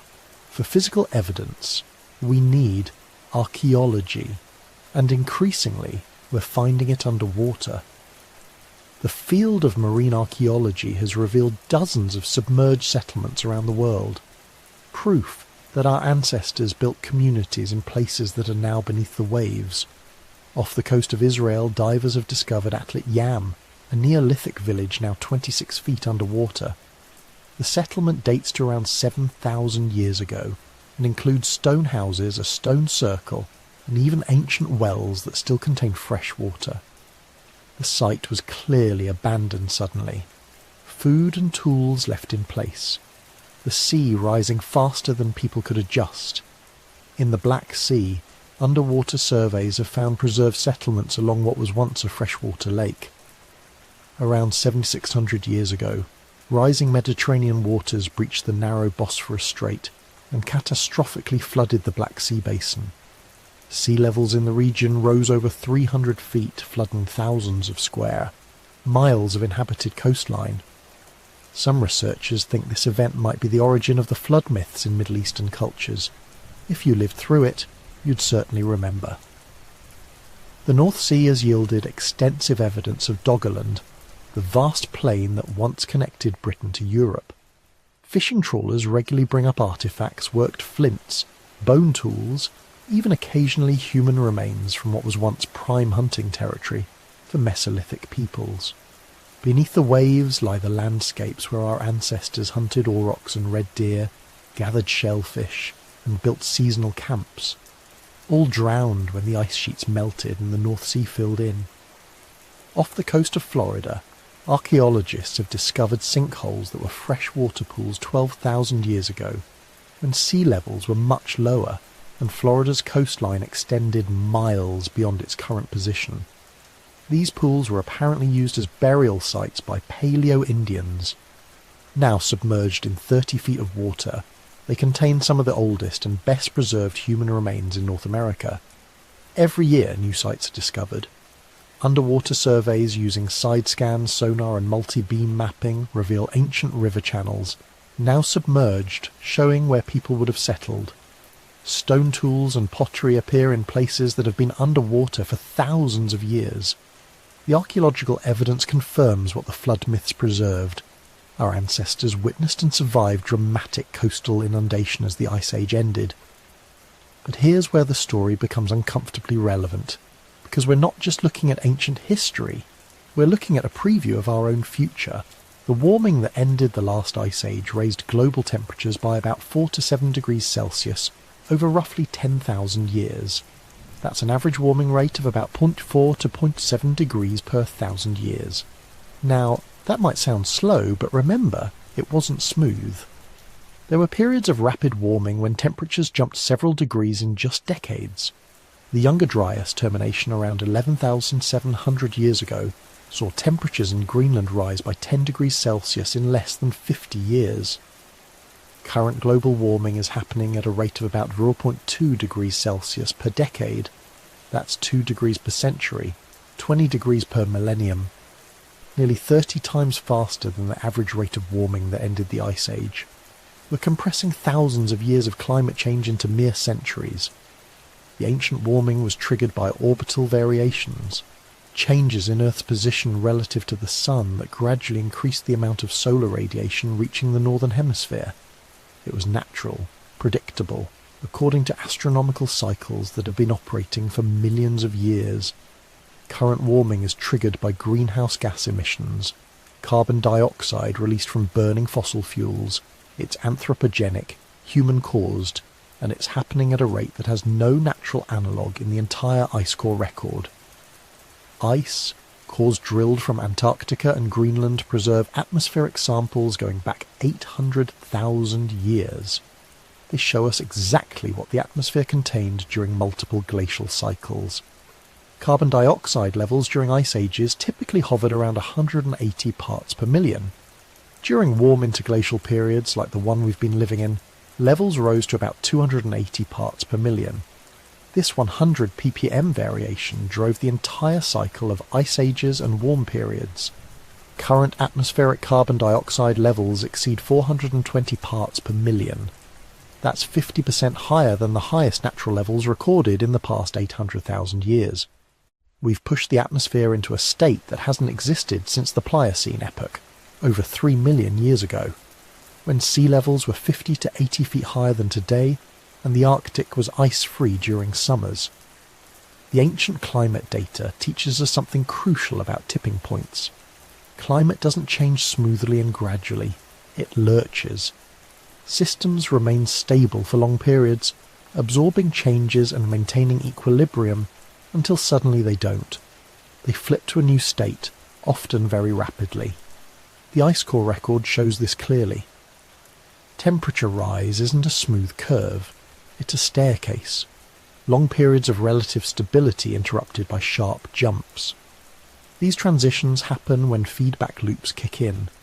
Ice melts, exposing dark rock or ocean, that absorbs more sunlight, which melts more ice. Permafrost thaws, releasing methane, which warms the atmosphere, which thaws more permafrost. Ocean currents shift, changing how heat is distributed globally, which triggers further shifts. During the deglaciation, the climate system hit multiple tipping points. Each one amplified the warming, accelerated the ice loss, drove sea level rise faster. The scary part is that we can see similar tipping points approaching in our current climate. The Greenland ice sheet is losing mass at accelerating rates. Arctic sea ice is declining far faster than models predicted.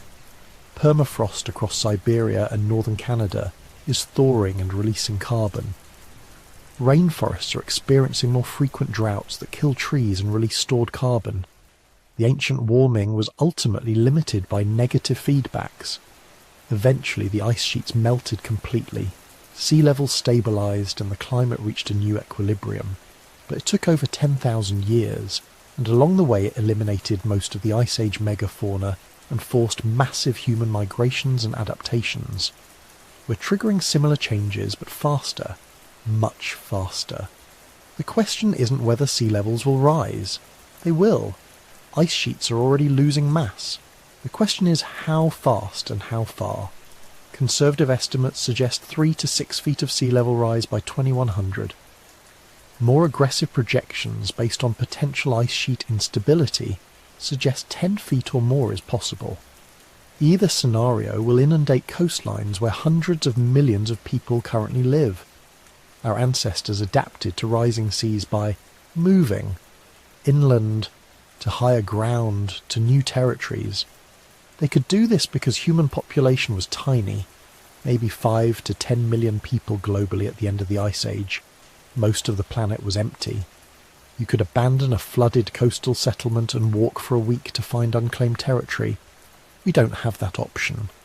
Earth now holds over 8 billion people. Most coastal land is already occupied, cultivated, built upon. Climate refugees in our future won't be moving into empty wilderness. They'll be competing for space in regions already at carrying capacity. The ancient climate transition also teaches us about ecosystem fragility. The megafauna extinctions weren't just about human hunting pressure. They were about ecosystems reorganizing, food webs collapsing, the relationships between species that had been stable for hundreds of thousands of years suddenly breaking down as climates shifted and habitats changed. We're seeing early signs of similar reorganization today. Coral reefs bleaching as ocean temperatures rise, forest die-offs as drought patterns shift, fish populations migrating toward the poles as tropical waters warm beyond their thermal tolerance. Species that can't migrate or adapt fast enough simply disappear. Once extinct, they're gone forever, just as mammoths and giant ground sloths and dire wolves are gone forever. The fossil record shows that major extinction events are permanent. The species lost during the end-Pleistocene extinctions never came back. New species eventually evolve to fill empty ecological niches, but that process takes tens of thousands to millions of years. On human timescales, extinction is forever. But perhaps the most important lesson from the ancient climate transition is about human adaptability balanced against human suffering. Yes, our ancestors survived. They adapted their technologies, modified their hunting strategies, developed new food sources, and eventually thrived in the post-glacial world. The agricultural revolution, the rise of civilization, everything that followed was built on the foundation of post-glacial climate stability. But the transition period was brutal. Archaeological evidence shows increased violence, resource competition, population crashes, and the abandonment of entire regions. The genetic bottlenecks that show up in human DNA around this period indicate our population went through serious contractions. Many groups didn't make it. We're descended from the survivors, but survival came at enormous cost. The flood myths preserved in cultural memory aren't just about physical inundation, they're about loss.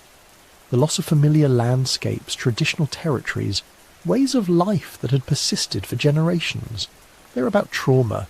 The trauma of abandoning ancestral lands, of watching the places you knew disappear, of uncertainty about whether you'd find new homes, new hunting grounds, new sources of food and water. Our ancestors survived by being flexible, mobile, and few in number. They could move when they needed to.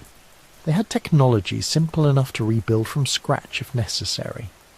They lived in groups small enough to relocate relatively easily. These advantages allowed them to weather a climate transition that would have destroyed less adaptable species. Modern human civilization has different strengths and different vulnerabilities. We have vastly more sophisticated technology.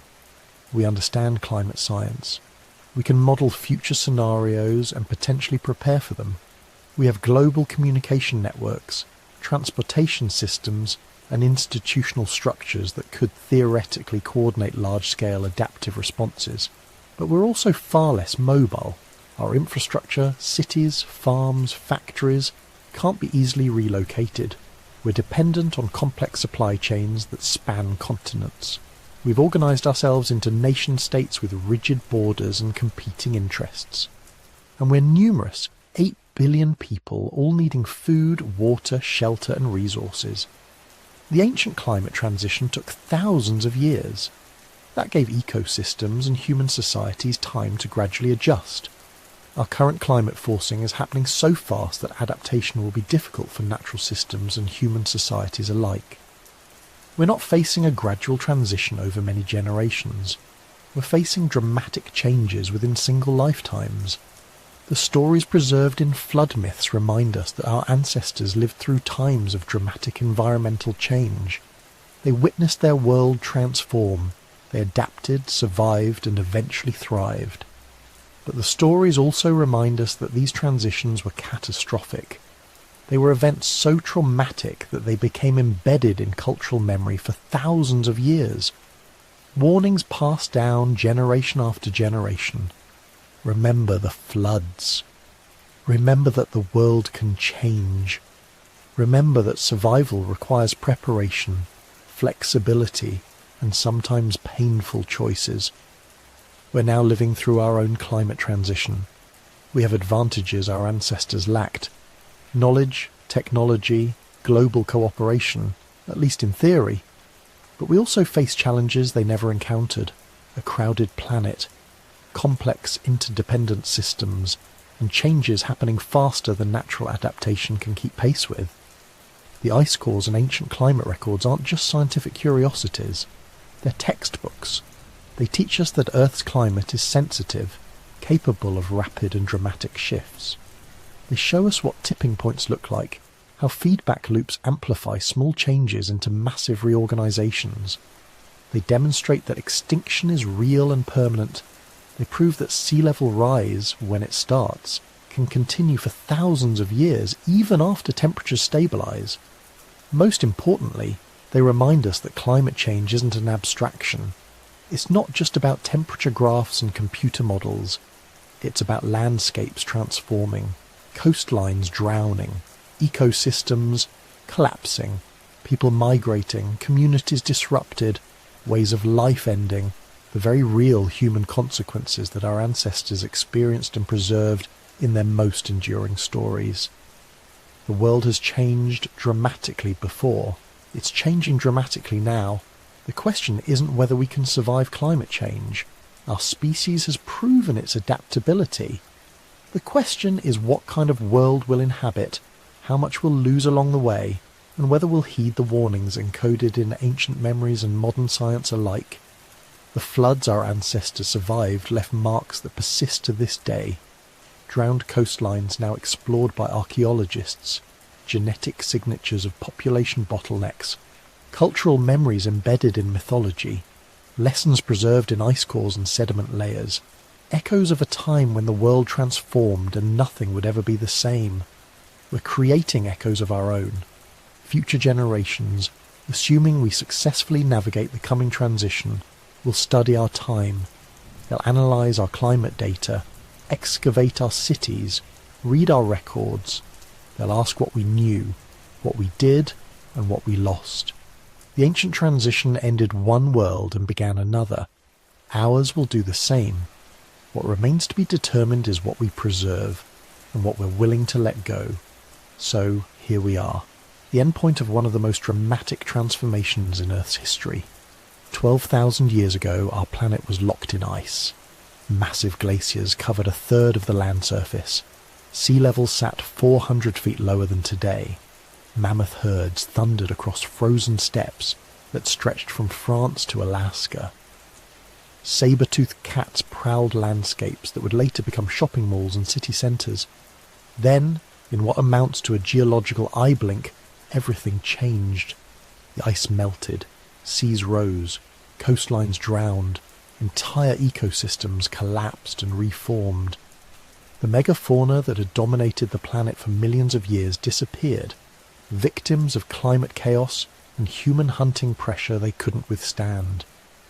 Within just a few thousand years, the frozen world that had defined the Pleistocene was gone, replaced by the warm, green, relatively stable planet we inherited. The Holocene, our epoch, the world we think of as normal. But there's nothing normal about it. The last 12,000 years represent one of the most stable climatic periods in the last million years of Earth history. The wild temperature swings that characterize the Ice Age, those dramatic shifts between frozen and mild that could happen within decades, mostly stopped. Seasonal patterns became predictable, sea levels stabilized. The climate settled into patterns that, give or take some regional variation, have remained remarkably consistent. This stability made everything else possible. You can't develop agriculture when the climate might shift catastrophically every few generations.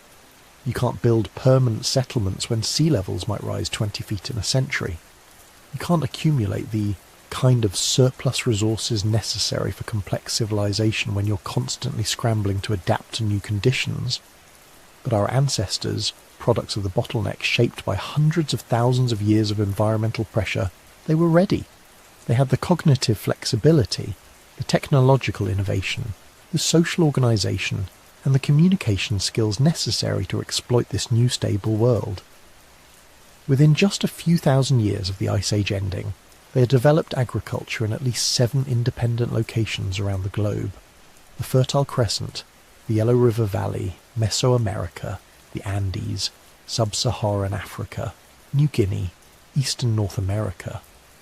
Everywhere modern humans lived, they figured out how to cultivate plants and domesticate animals. From there, everything accelerated. Permanent settlements became villages. Villages became towns.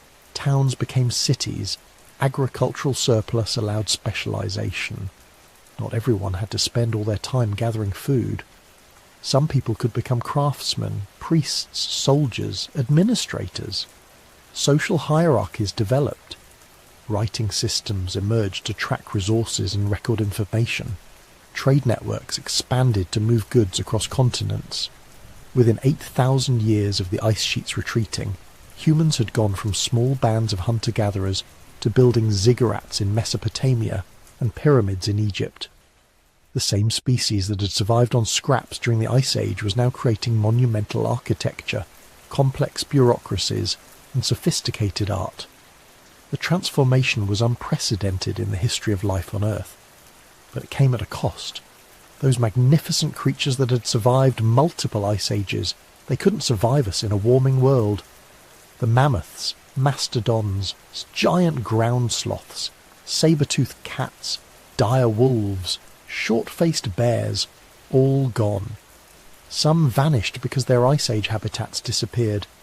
Others fell to human hunters who had become too efficient, too numerous, too technologically advanced. Either way, the result was the same: extinction. Entire landscapes were lost too. The Bering Land Bridge, that crucial corridor that had allowed humans to reach the Americas, drowned beneath rising seas. The vast continental shelves that had provided rich hunting and gathering grounds along every coast submerged. The mammoth steppe ecosystem that had stretched across the northern hemisphere, replaced by forests and tundra. Ways of life that had sustained human populations for tens of thousands of years, erased in centuries. Our ancestors mourned these losses. We know they did because they remembered them.